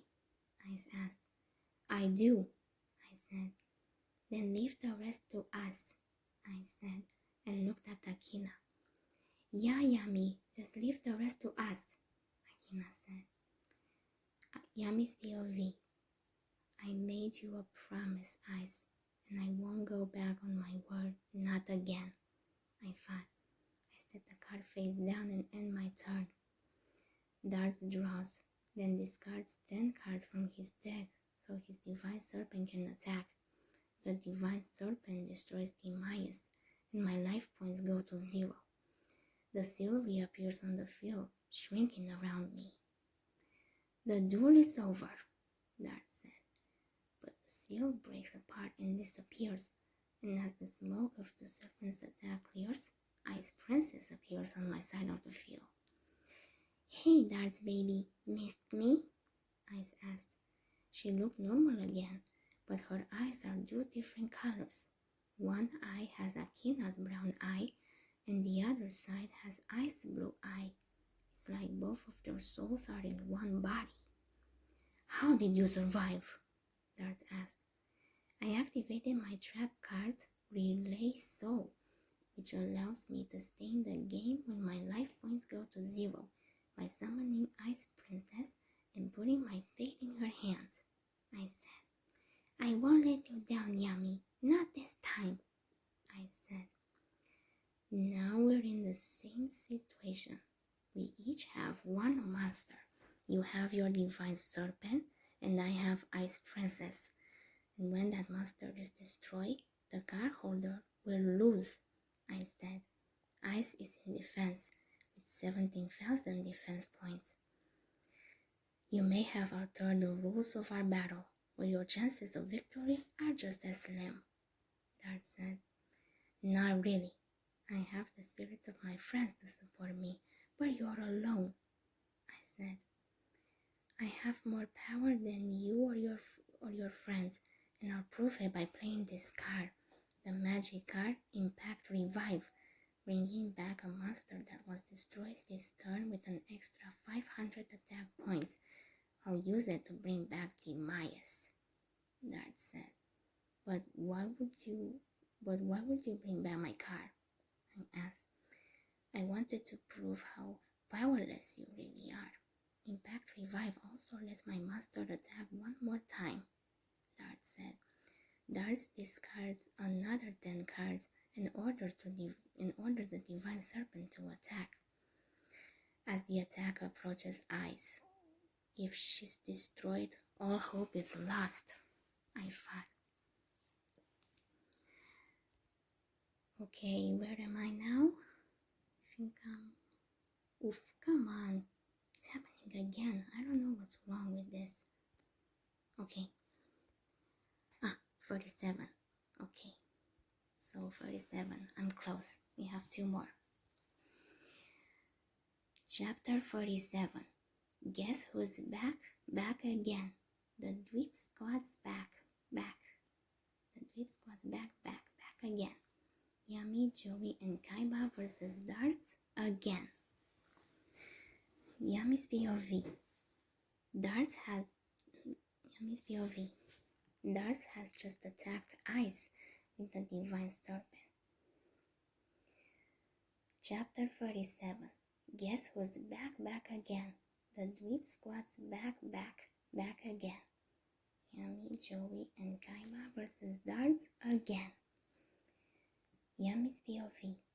Darts has just attacked Ice with the Divine Serpent. If she's destroyed, I'll lose the duel, I thought. Yami, if you have a plan, then use it, I said. Right, I said. I activated Hermos' special effect, Sword of Renewal, allowing Hermos to absorb the effect of a master from my graveyard. Hermos takes on obnoxious Celtic Guardian's effect, which keeps him from being destroyed by any monster with 19,000 or more attack points and intercepts the Divine Serpent's attack.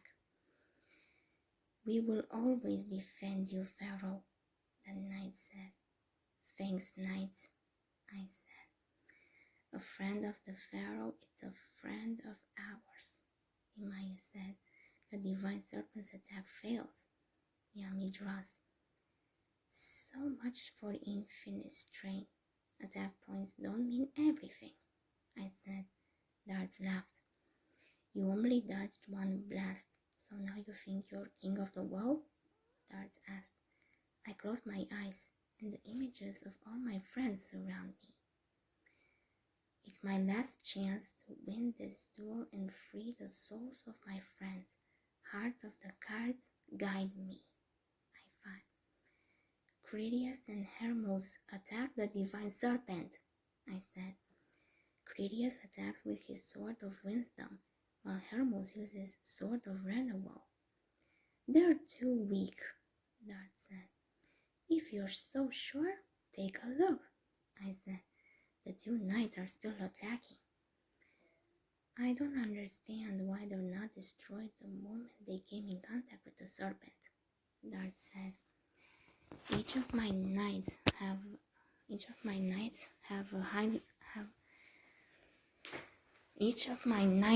a hidden power. Critias absorbed the power of the trap card attack guidance barrier. This allows Critias to transfer his attack to any other monster on the field, so the new target of his Sword of Wisdom will be Hermos, I said. Then I activated Hermos' special effect, sacrificing the free magnet warriors so that he can triple the attack and send it back to Critias. Now the two legendary knights are reflecting the attack back and forth, strengthening it each time until it reaches infinity. The attack is stuck in an endless loop, Dart said. But I'm not done yet. I still have one knight left. Now I use Timaeus' special ability so that he can merge together with Hermos and Critias, I said. Now there's a force that's beyond infinity, the Knight of Destiny, I exclaimed. It's impossible, Dart said. See for yourself, I said, and ordered the Knight of Destiny to attack with Sword of Justice. The knight slashed the divine serpent, and an opening appears, leading to the space where the souls are floating in their bubbles. The divine serpent is consumed in flames. Your 10,000-year quest is over, I said. I came too close. All I need is one more powerful soul, and the great Leviathan will rise from the depths of the earth, Dart said. Too little too late, sweetie. Your serpent has been destroyed, I said. The serpent disappears, but the rent in space made by the Knight of Destiny remains over the duel. The Knight of Destiny disappears as the duel ends, and the three legendary knights return. Release the souls of my friends and all the others you captured, Dart, I said. Dart grows in frustration, and then the temple begins to shake, and the Leviathan appears behind Dart, snapping him up in his jaws, then disappearing again. Well then, dramatic much? I asked. For POV, outside, a green light beams from the temple's dome up into the clouds. Roland, still waiting with the pilot, says he hopes Mr. Kaiba's all right in there. The pilot adds that he hopes he and Roland are all right out there.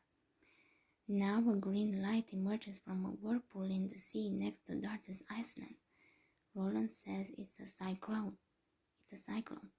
All over the world, dark clouds form.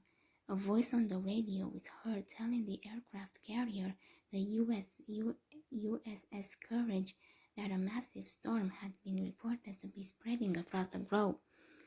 The ship is ordered to go to yellow alert and remain in position. Joey, Kaiba, and Yugi's bubbles suddenly shoot towards the opening in space, as a voice is heard telling them that the chosen duelists are released. As he watches them go, Pegasus complains that there are other people in there too. Yami's POV. In the temple, the three legendary knights hold up their hands. Chosen duelists cross into the human world, Timaeus said. Abby's POV. Three balls of light enter through the opening.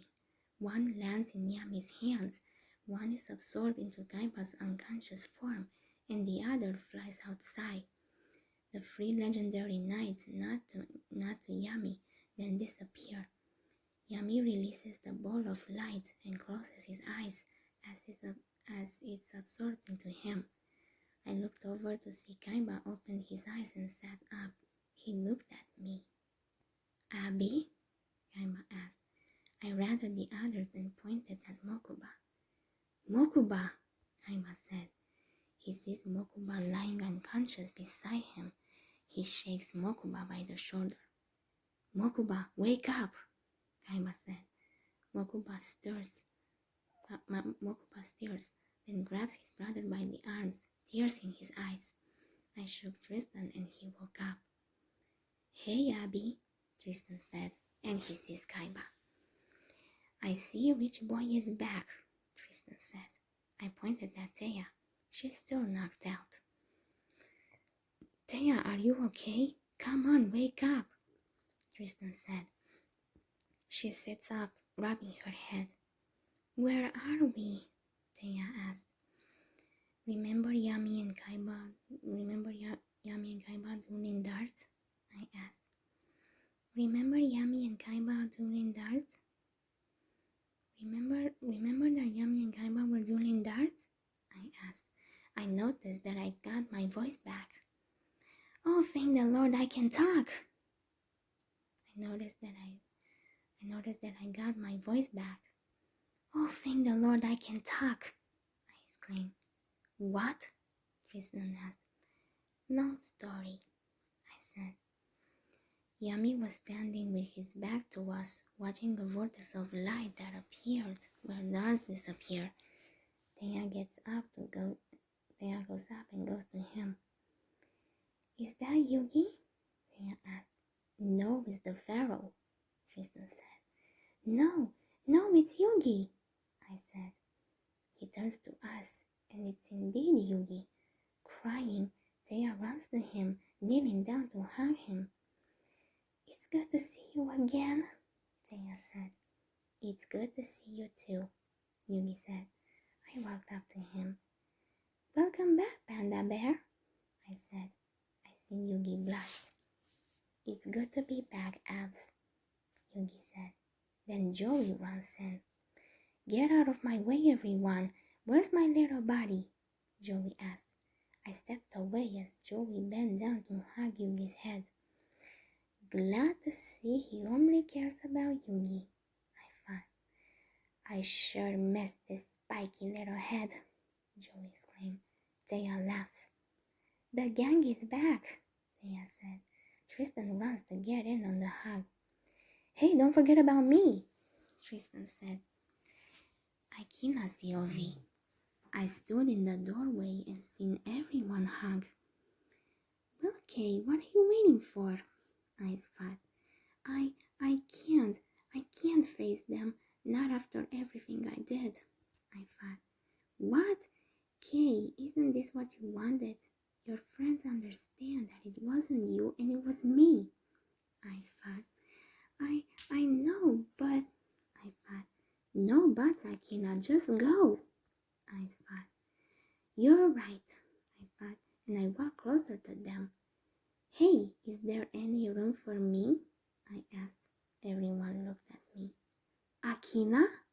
Abby asked. Hey, Abs, I said. Akina! Abby exclaimed, and then near tackled me. I chuckled. It's nice to see you too, Abby, I said. Well, come into the friend hug, Thea said. I smiled and hugged the gang. Now the whole gang is back, Abby said. We broke away from the hug. I felt a tap on my shoulder and I seen Yami. I smiled and he smiled back. I hugged him and he hugged me back. I missed you, Akina. I'm sorry. I'm sorry for everything, Yami said. I missed you too. And I'm sorry for listening to darts and letting ice out, I said. Then I noticed Raphael still lying there. Akina? Yami asked. If these guys were set free, I guess so was everyone else Dart's captured, Mokuba said. I walked over to Raphael's body and I looked at all the missing soul tablets. They were all empty. Then something clicked. Oh no, I said. What's wrong, Kay? Abby asked. This is not good. This is not good at all, I said. What do you mean? Yugi won, Darts lost, right? Mokuba asked. I shook my head. Yami didn't win. The battle is still going on, I said. What is she talking about? Kaima asked. Akila's right. All the other poor clubs are still trapped, Joe said. Roland ran in. Mr. Kaiba, come outside, Roland said.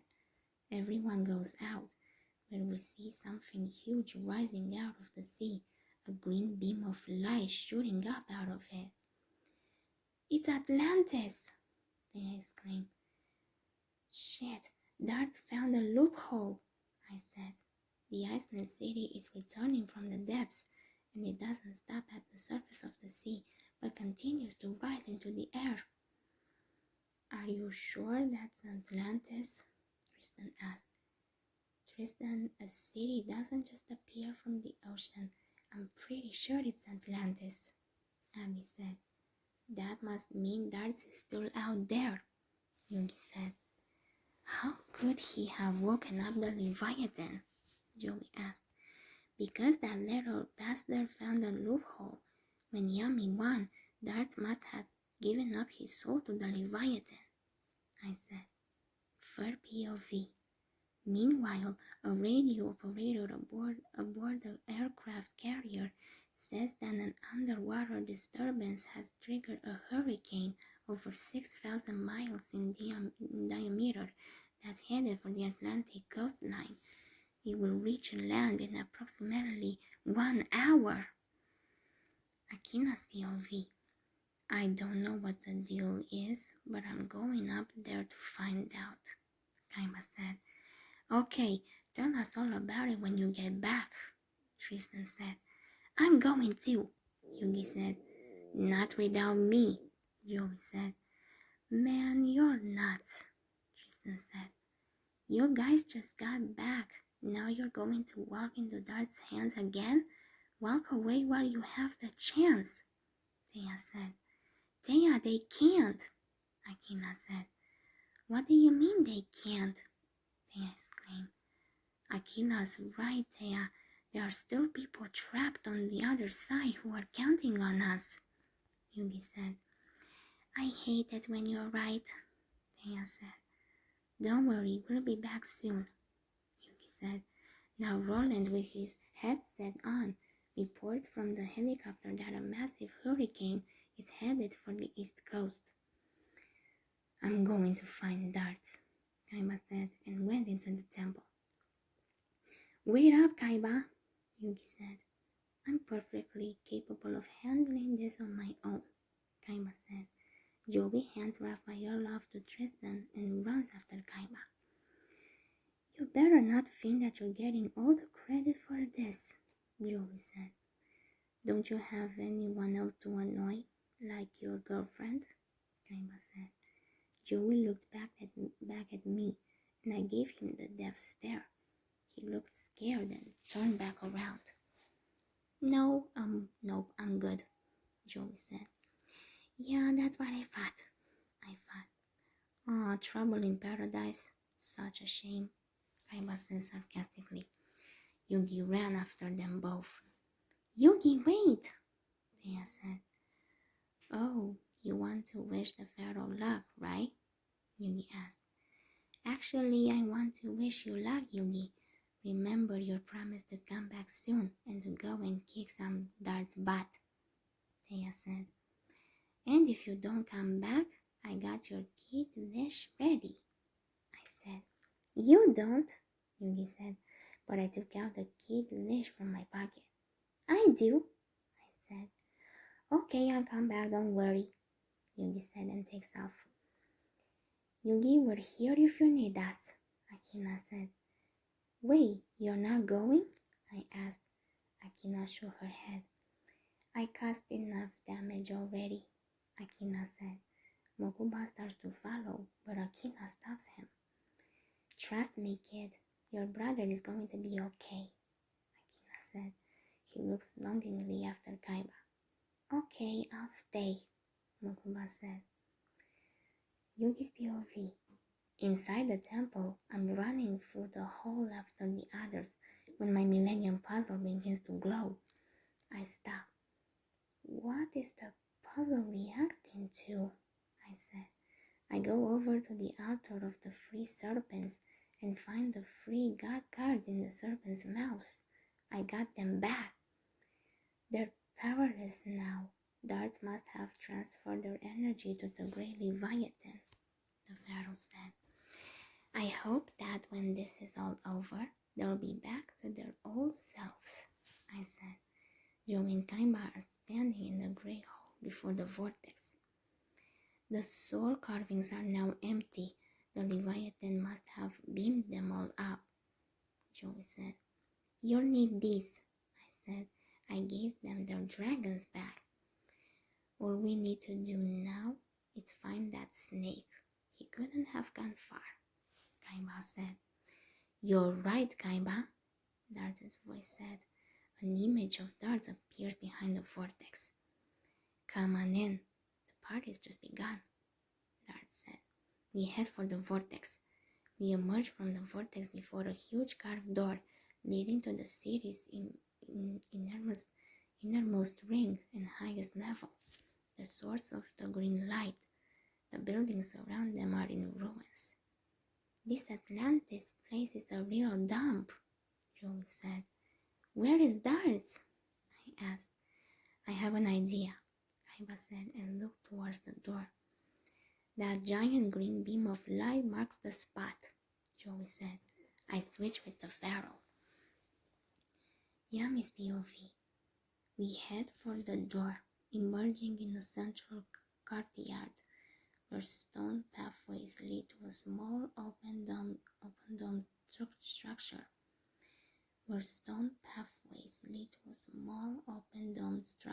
Over the center of a pool. The green light is coming from the top of the dome, and we run towards it. I think I see Darts just sitting there waiting to get crushed, Joey said. A still white figure is seated beneath the dome. But when we got there, we see that the figure of Darts is clear as glass. I walked up to the figure and touches his hand, and it promptly disintegrates. So, that's not normal. Can someone fill me in? Joey asked. Darts must have somehow left his body behind, I said. It's just another one of his cheap tricks, Kaiba said. Really, Kaiba? Is that your answer to everything? Darts asked.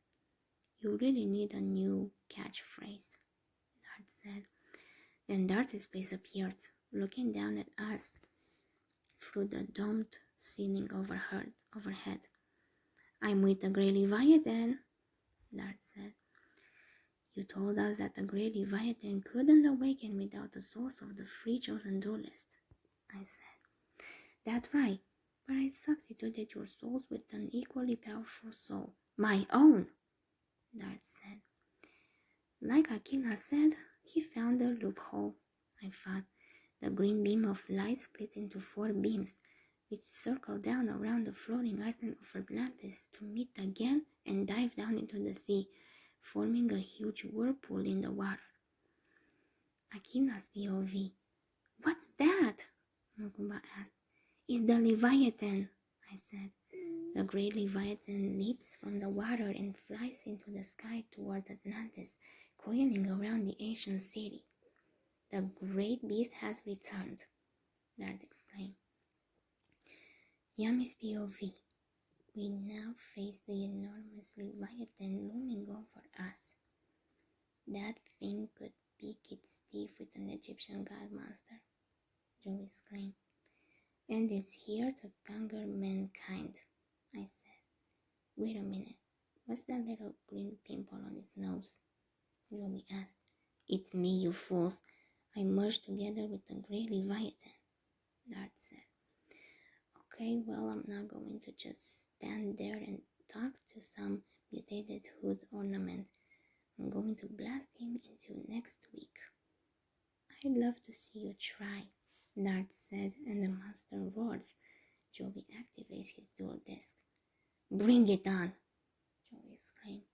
Me and Kaiba joined him, and I summoned Dark Magician, summons Skull, and Karibo.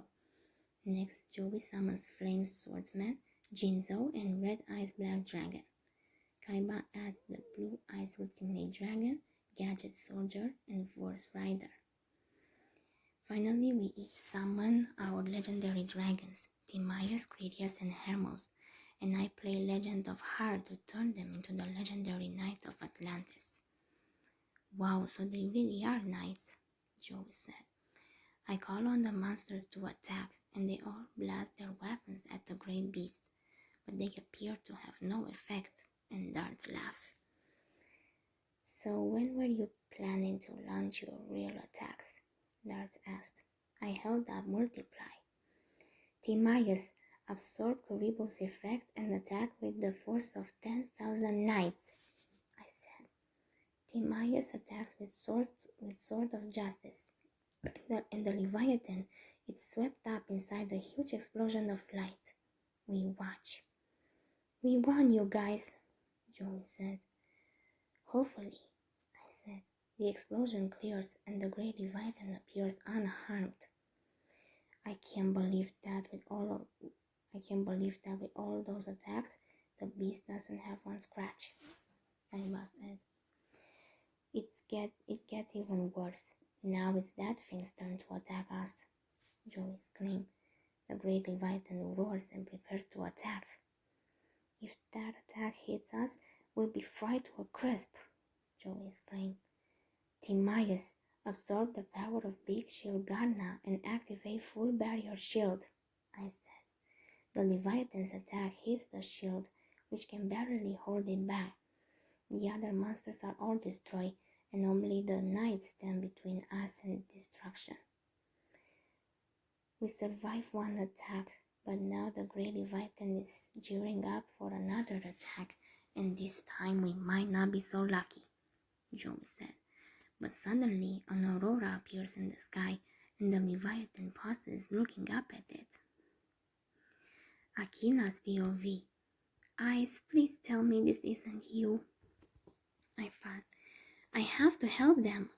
Ice thought. I think we did enough helping Ice. I thought.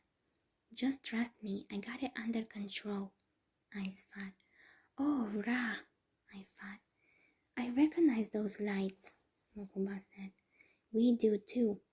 Abby, Tristan, and Thea do. For POV, it's just like that night when the getaway first opened, Yami said. The great Leviathan hovers near Atlantis while the lights of the aurora flash in the sky above. Chapter 38. I'll do it for him. Yami, Joey, and Kaiba versus Darts. Ice's POV. The great Leviathan hovered over Atlantis while an aurora shines in the sky. I had gotten all the monsters I could find. Okay guys, we got to work together. If not, we're screwed. We have to work together with the people and together we shall win. Are you with me? We have to work together with the people and together we shall win. Are you with me? I exclaimed. The monsters cheered. All right, let's get that. All right, let's get it, I exclaimed. Dozens of monsters attack the great beast, which roars as they crash into its hide. Yami's POV. I looked up to see Ice. Ice is helping us, I said. Kaiba turns to me and Joey. Okay, dorks, are you going to just stand there or act like men for a change? Kaiba asked. I'll show you, rich boy, Joey said, and slides 3 more monster cards into his dual disc. Gearfright, Rocket Warrior, and Glyphor the Lightning. Kaiba brings out XYZ Dragon Cannon, Blade Knight, and Kaiser Seahorse. While I summon Black Luster Soldier, Buster Bladder, and Valkyrian the Magna Warrior. These monsters join the others attacking the great beast. There's no way that thing can survive, Joey said, but Darts laughs. You'll have to do better than that, Darts said. Blades shoot out from spines in the great beast's hide, destroying Gearfright and Glyphor the Lightning. Looks like we're going to need a plan B, Joey said. The great beast's blades rain down and destroy the rest of the Looks like we're going to need a plan B, Joey said. The great beast's blades rain down and destroy the rest of our Looks like we're going to need a plan B, Joey said. The great beast's blades rain down and destroy the rest of the monsters. It's not over yet. That sideshow freak still has to get through our nights, Joey said. Now the great beast attacks the three legendary knights. Stay strong, guys, Joey said. You're our last hope, I said, but they too are destroyed. Well, that didn't work. Okay, you mutant, bring it on, Joey said. Joey, this might not be the best time to be insulting him, I said. Then the great Leviathan shoots out tendrils that went around me, Joey, and Kaiba and snatch us up. Isis POV. Oh no, Pharaoh! I exclaimed. The three duelists are pulled up to the great Leviathan. You're about to be reunited with your friends, who are all waiting for you inside the belly of the beast. Resistance is futile. In a few moments, your energy will be absorbed by the great Leviathan. Just listen, Dart said. I gotta do something, I thought. For POV, they hear the voices of the souls trapped inside. Pharaoh, Raphael said. Kaiba, help us, Anisnar said. Joey, Mai said. So what Dart said is true. Everyone Dart's got is now inside the monster, Joey said. I'm not about to let Darts do that to me without a fight, Kaiba said, and struggles against the tendrils, but he's already sunk into the beast up to his waist. Fighting back isn't an option, Dart said. If we don't think of something quickly, Dart wins. We've come too far and we're not giving up, Joey said. But he sinks in up to his neck, the images of Mai and Valen in his mind.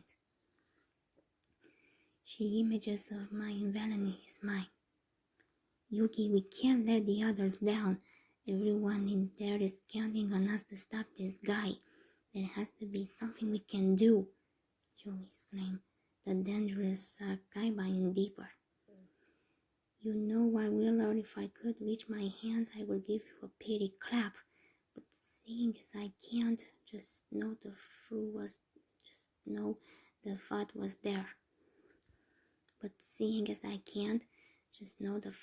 there. Kaiba said. Yugi! Joey screamed as he goes under. I'll save you guys, Yami said, but he can't move. Kaiba goes next. Yami manages to lift his dual disc free as his head sinks beneath the surface of the beast. Joey and Kaiba sink down, but Yami keeps one arm with the dual disc from going under. Yugi appears in spirit form. There might be a way to fight back. If we can't hear the people trapped inside, maybe the people can hear us, Yugi thought. But we need time, and I know the person who can give us some, Yugi thought. Ice's POV. Ice, can you hear me? I heard a voice say. It was the Pharaoh. Pharaoh, are you okay? I thought. Ice, I can't talk long. Look, I need you to distract Darts for me. Can you do that for me? Pharaoh thought. Of course, I thought. I dropped down to Atlantis. I looked up at the monster. Oh, look, it's Ice. What are you doing here? Darts asked. I'm taking you down, I said. I heard Darts laugh. I'd like to see you try, Darts said. I took a breath and focused on my ice chains. I do it for him and I will do it again. I do it for him. That's it. That is to say, I'll do it for them. Keep myself strong. Keep my mind in focus as he's fighting forward. Love will be my key, I sang as my chains appeared and two more of me came. 1 day, 2 days, will the time pass faster? And as he's fighting forward, keep my chains on him, keep myself strong, I sang. Weak, Darts exclaimed, and I felt my focus slip a little. Keep my mind in focus, I sang. Pathetic, Darts exclaimed. My focus slipped a little again, and as he's fighting forward, I sang. Useless. Do you think you can win? Darts asked. 1 day, 2 days, I sang. Yes, but you cannot hold me forever. Everything you lack, everything you aren't, you'll give me on the battlefield when everything is chaos and you'll be nothing but an empty shell. Your power is mine to control. Just think about the lives I'll take, my glory after the war, and I do it for me. That's how I know I can win. I do it for me. That is to say, I'll escape the seal. I'll escape the sea, Darts exclaimed. And I do it for me. That's how I know I can win. I do it for me. That is to say, I'll escape the sea, Darts exclaimed. I fell a little. Yes, but you cannot hold me forever. Everything you lack, everything you aren't, you'll give me on the battlefield when everything is chaos and you'll be nothing but an empty shell. Your power is mine to control. Just think about the lives I'll take, my glory after the war, and I do it for me.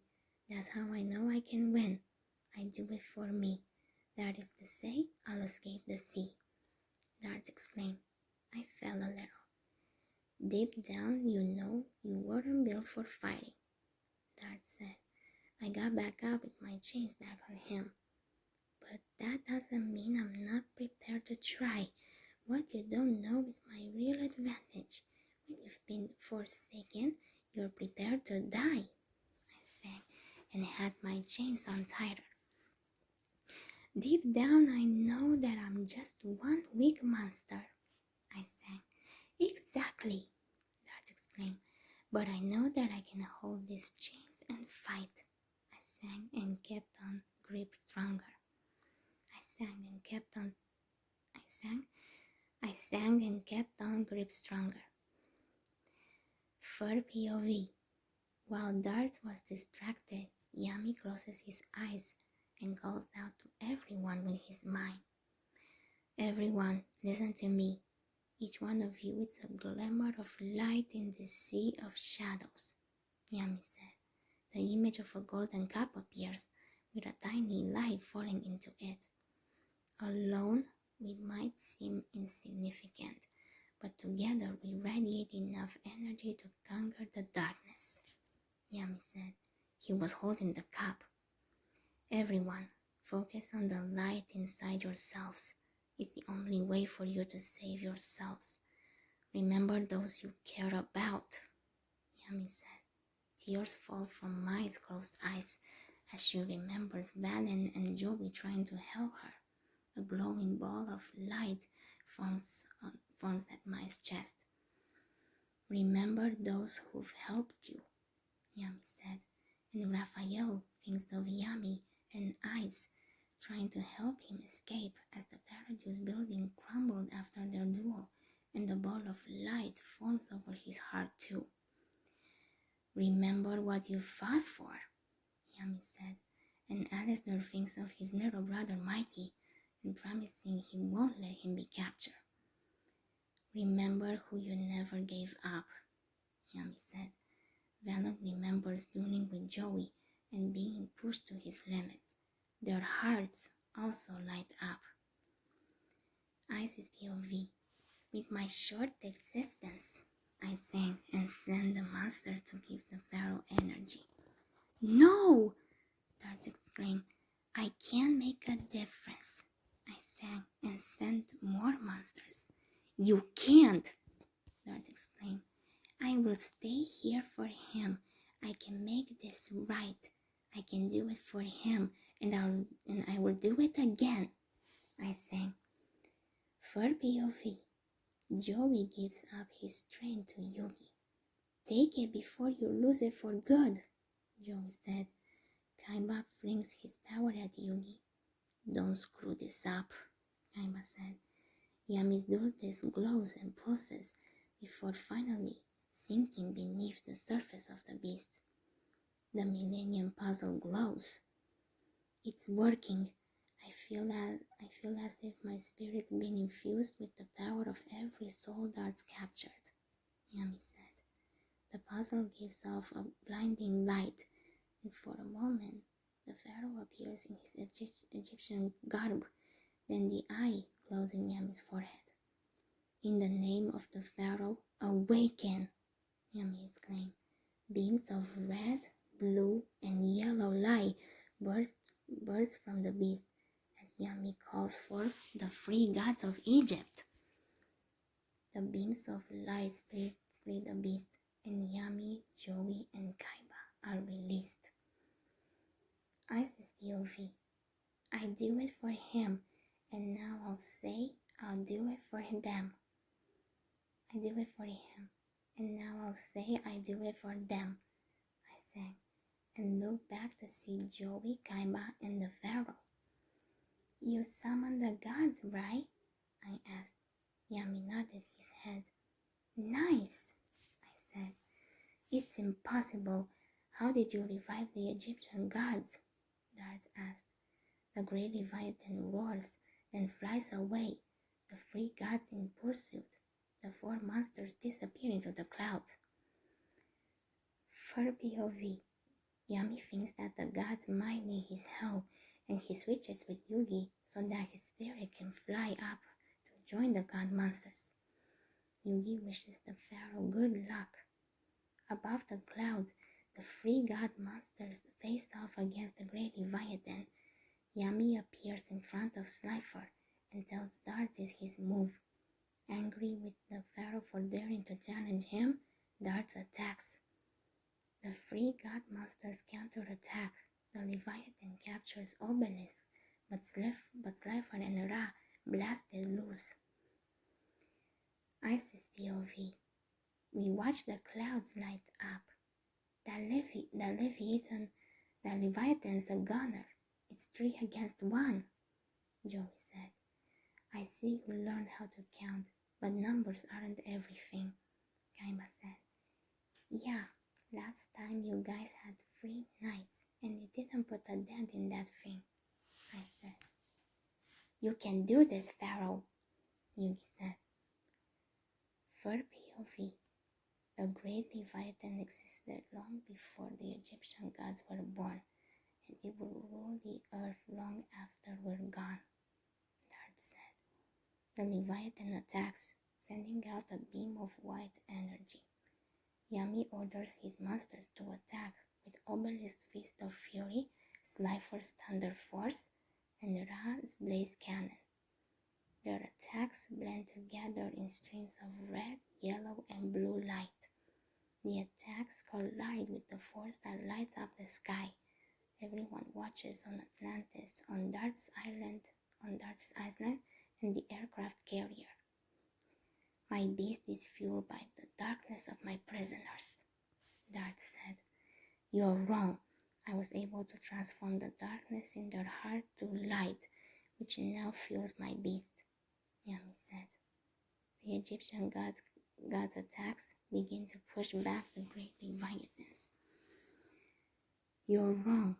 I was able to transform the darkness in their hearts to light, which now fuels my beast, Yami said. The Egyptian gods' attacks begin to push back the great Leviathans. Darts' monster is hit, and beams of light shoot from his body. Isis POV. The great Leviathan falls from the sky. It looks like the gods pulled through, Kaiba said. That means that everyone Darts captured is free, Joey said. As the Leviathan crashes into the ocean, the lights of the souls fly out of it.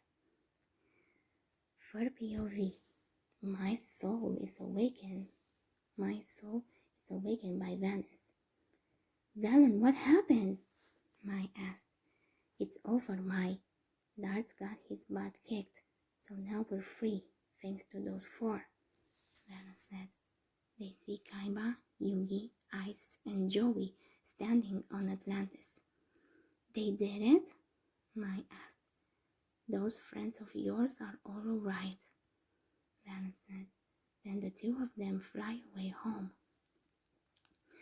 Alistair and Raphael are approached by the lights of other souls who call their names tell them to wake up. Alistair opens his eyes to see his little brother Mikey, and Raphael sees his little brother and sister Julianne and Sonia and his parents. They tell Raphael and Alistair that they've always been right by their sides and they always will be. Raphael thanks them and says he'll see them soon. Alistair tells Mikey goodbye. Mikey's soul turns into a ball of light and sinks into Alistair's chest. Alistair holds his arms to his chest, saying his brother's name. Then Raphael's family also turned to balls of light, and the four of them joined with Raphael's soul. He says he knows they'll always be with him. The aurora fades, and the day turns bright, the dark clouds breaking up. Three of the soul lights fly down from the sky, both of them going into the Kaiba Corp helicopter. Abby's POV. I think they're back, Akina said, and ran to the copter. We all looked at each other and followed her, and she was right. Both Valence and Raphael's souls were back.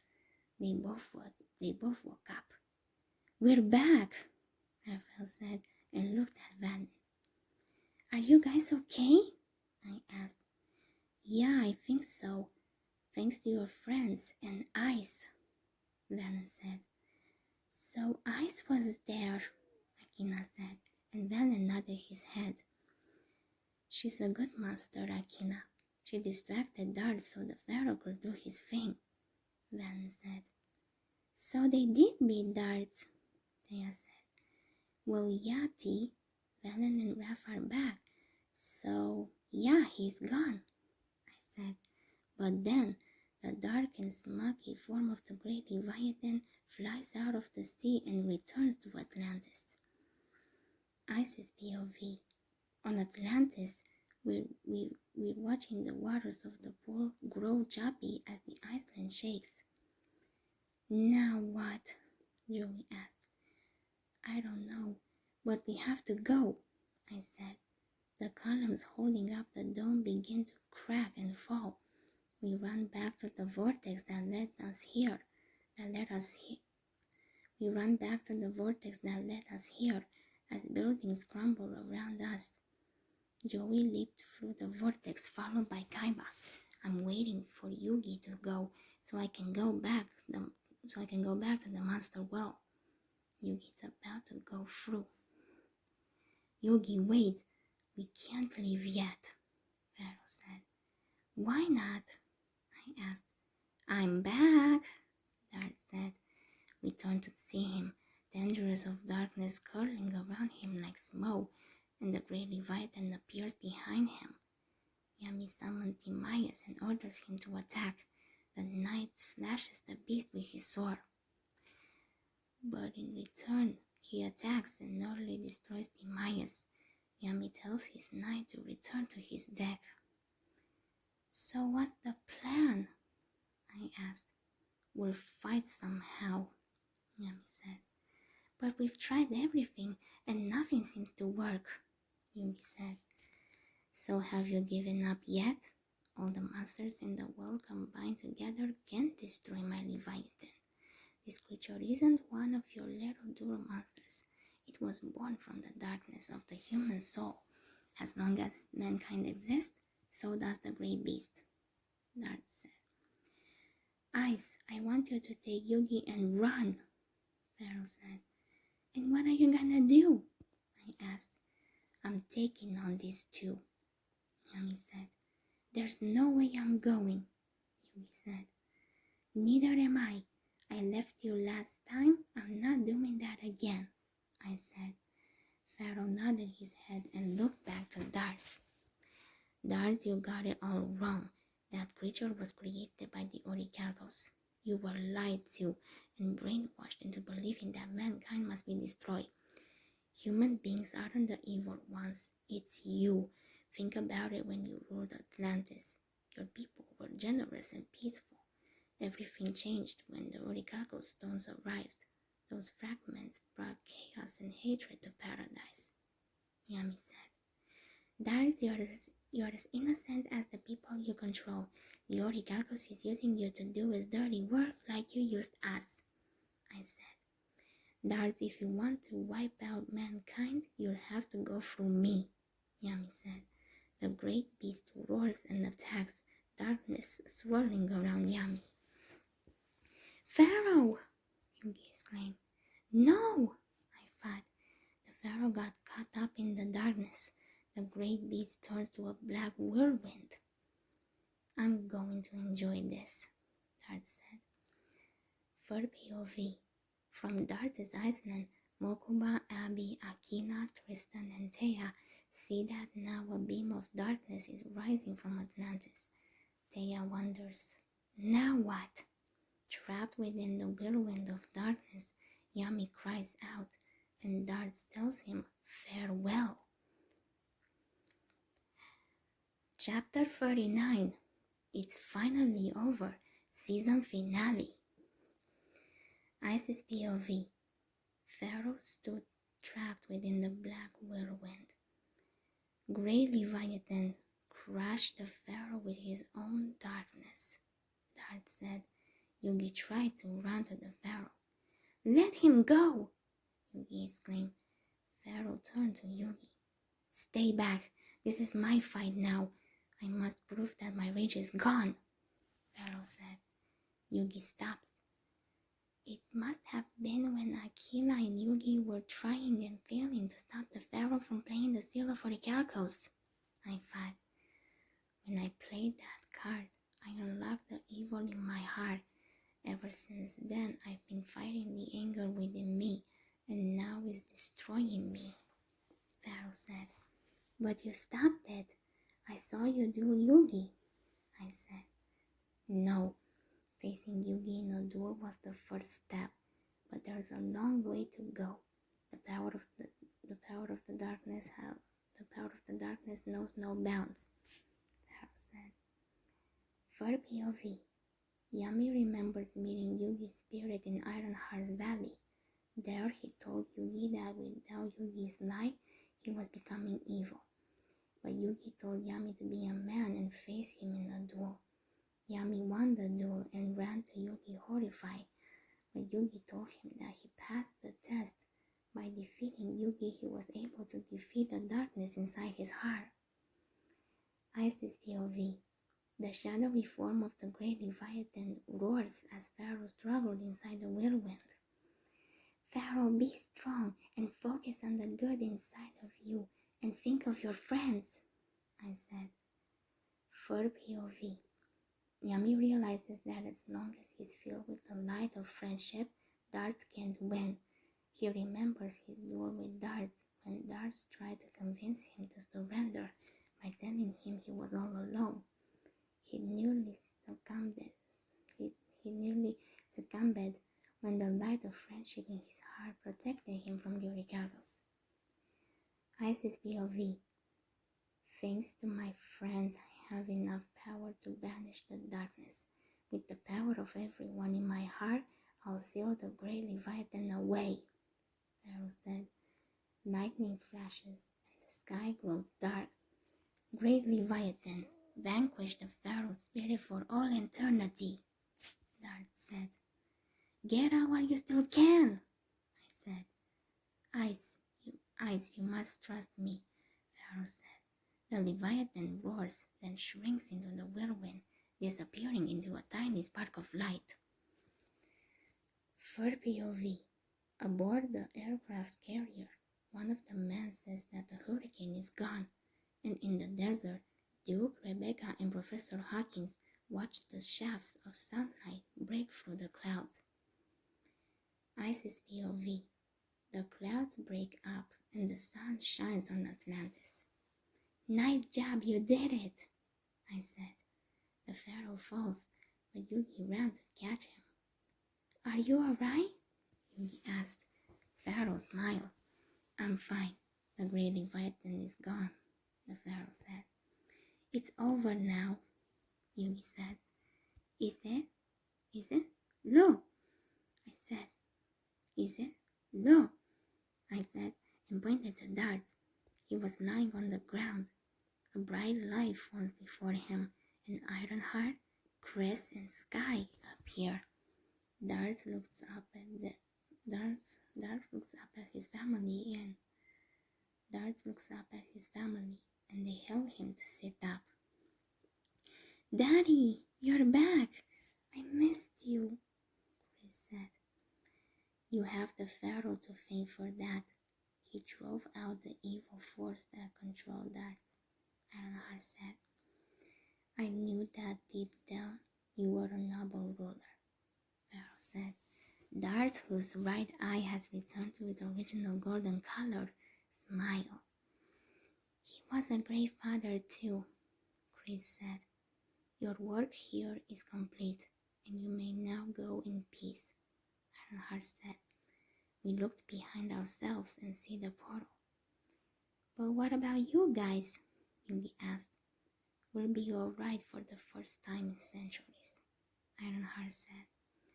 Let's go home, Pharaoh said. After you guys, I said. With their arms around each other, Yami and Yugi walked through the portal. I looked back at Chris and Ironheart. Ice Princess, you may go back to your world too, Ironheart said. I nodded my head. You sure your guys are okay? I asked. They happily nodded their heads. Go, Ironheart said. I flew back up to where the monsters were. Third POV. Chris tells Darts that they should go too. They have a lot of catching up to do. He nods, smiling.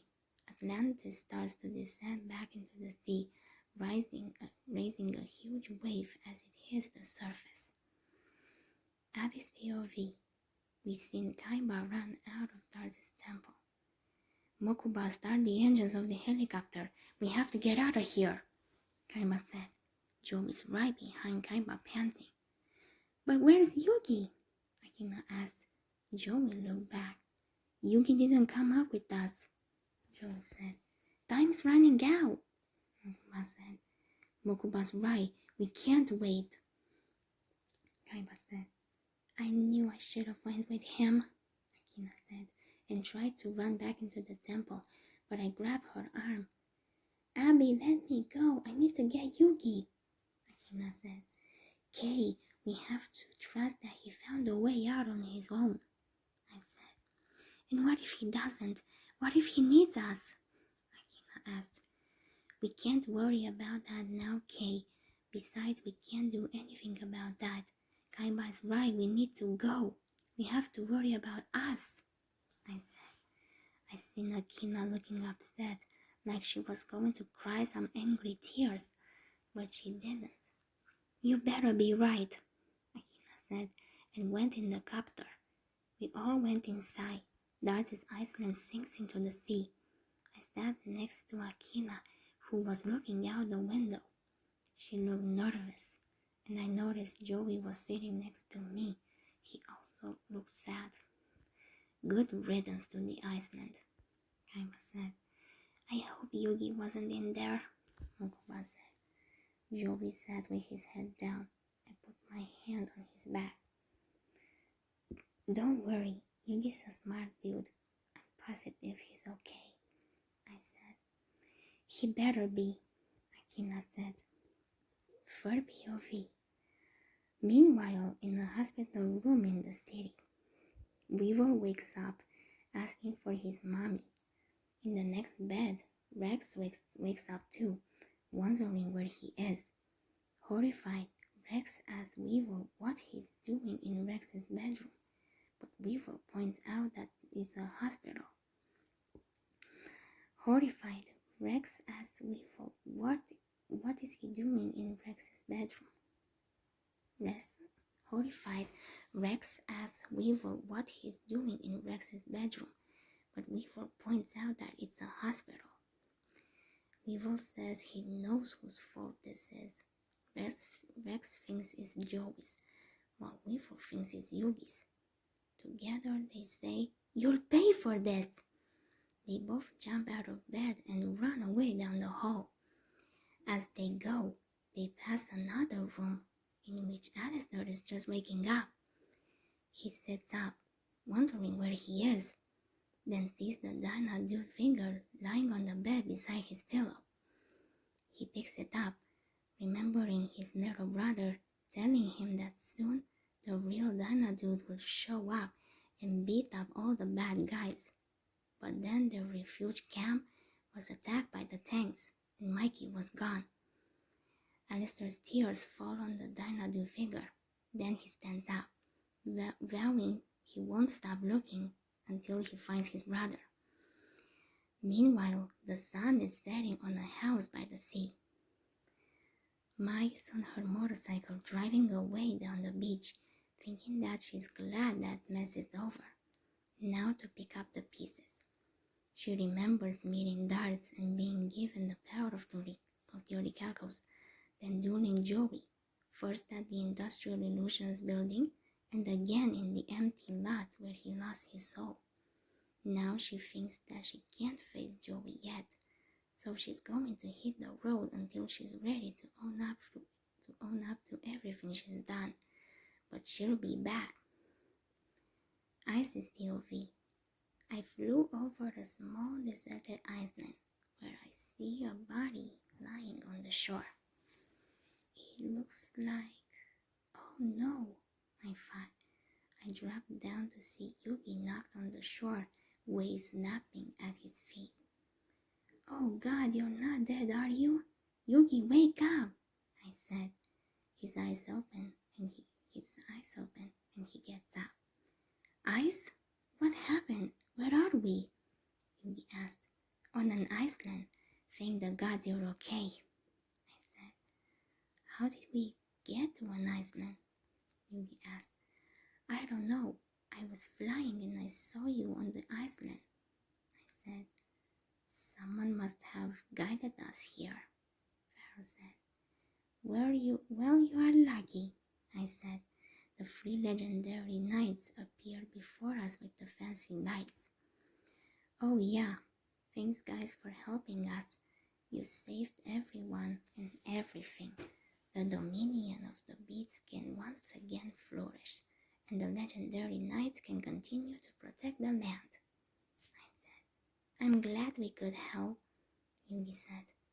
Thank you both of you. You fought bravely, Timaeus said. You will never be forgotten, Hermos said. For as long as the knights reign, Critias said.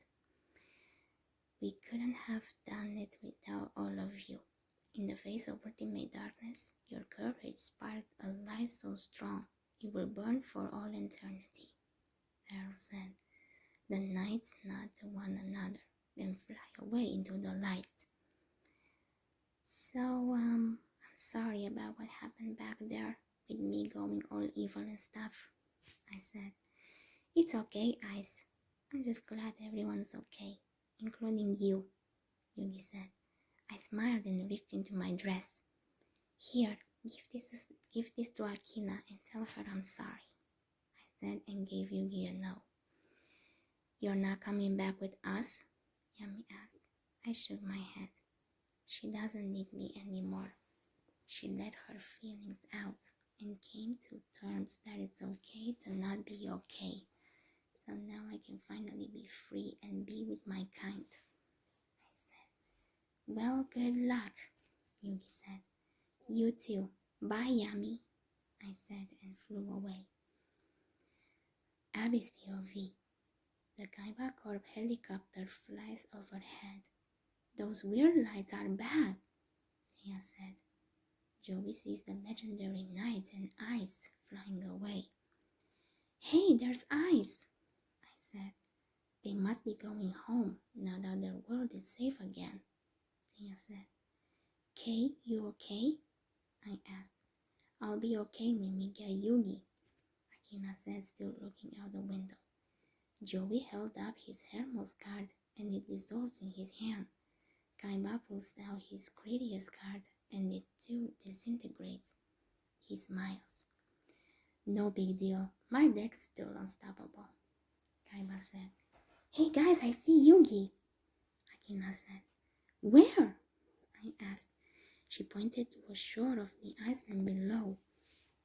It's Yugi, Tristan exclaimed. Third POV. The gang made it out, Yugi said. The helicopter lands on the island, and Joey joyfully greets his little pal with noogies. I'm never letting this spiky head out of my sight, Joey said. So you did it this time? And I mean, really do it? Abby asked. We're safe now, Yugi said. From the door of the helicopter, Mokuba standing with Kaiba, Valen, and Raphael. Hey, Yugi, Mokuba said. Joey ran back to the helicopter. I'm sure there's someone else trying to take over the world back home, Joey said. Probably, Abby said and followed Joey. Taya and Tristan walked off next. Akina's POV. Me and Yugi start to follow. I turn to see Yami still standing on the shore, staring out to sea. You guys coming or not? Abby asked. We'll be there in a sec, I said. I walked up to Yami. You okay? I asked. Yes, I'm fine, Akina, Yami said and smiled. I smiled back. I'm glad you guys are okay, I said. Me too, Yami said. Well, we better get going before the copter leaves us, I said. Right, Yami said. Third POV. As Yami and Akila walk towards Yugi, Yami turns into the Egyptian pharaoh, and Akila turns into his trusty knight. The end. Wowee! Oh, we finally did it, guys. We finally finished the second story of our special story reading marathon called Say Something, Season 4, Waking of the Dragons by quote-ever writer Nini, Discord name Nini Daniels. If you guys enjoyed it, don't forget to subscribe, hit the like button, and turn on the notifications. And guys, remember, this marathon is still not done. 2 more stories are coming for you pretty soon, so make sure to check them when I'm posting them. It will be very soon, so you guys better be patient. Until then, I'll see you guys soon, and until then, I wish you all a great day or night, and we'll see you in my next video. Bye bye, guys. I love you very much, and thank you for listening. Mwah! Goodbye.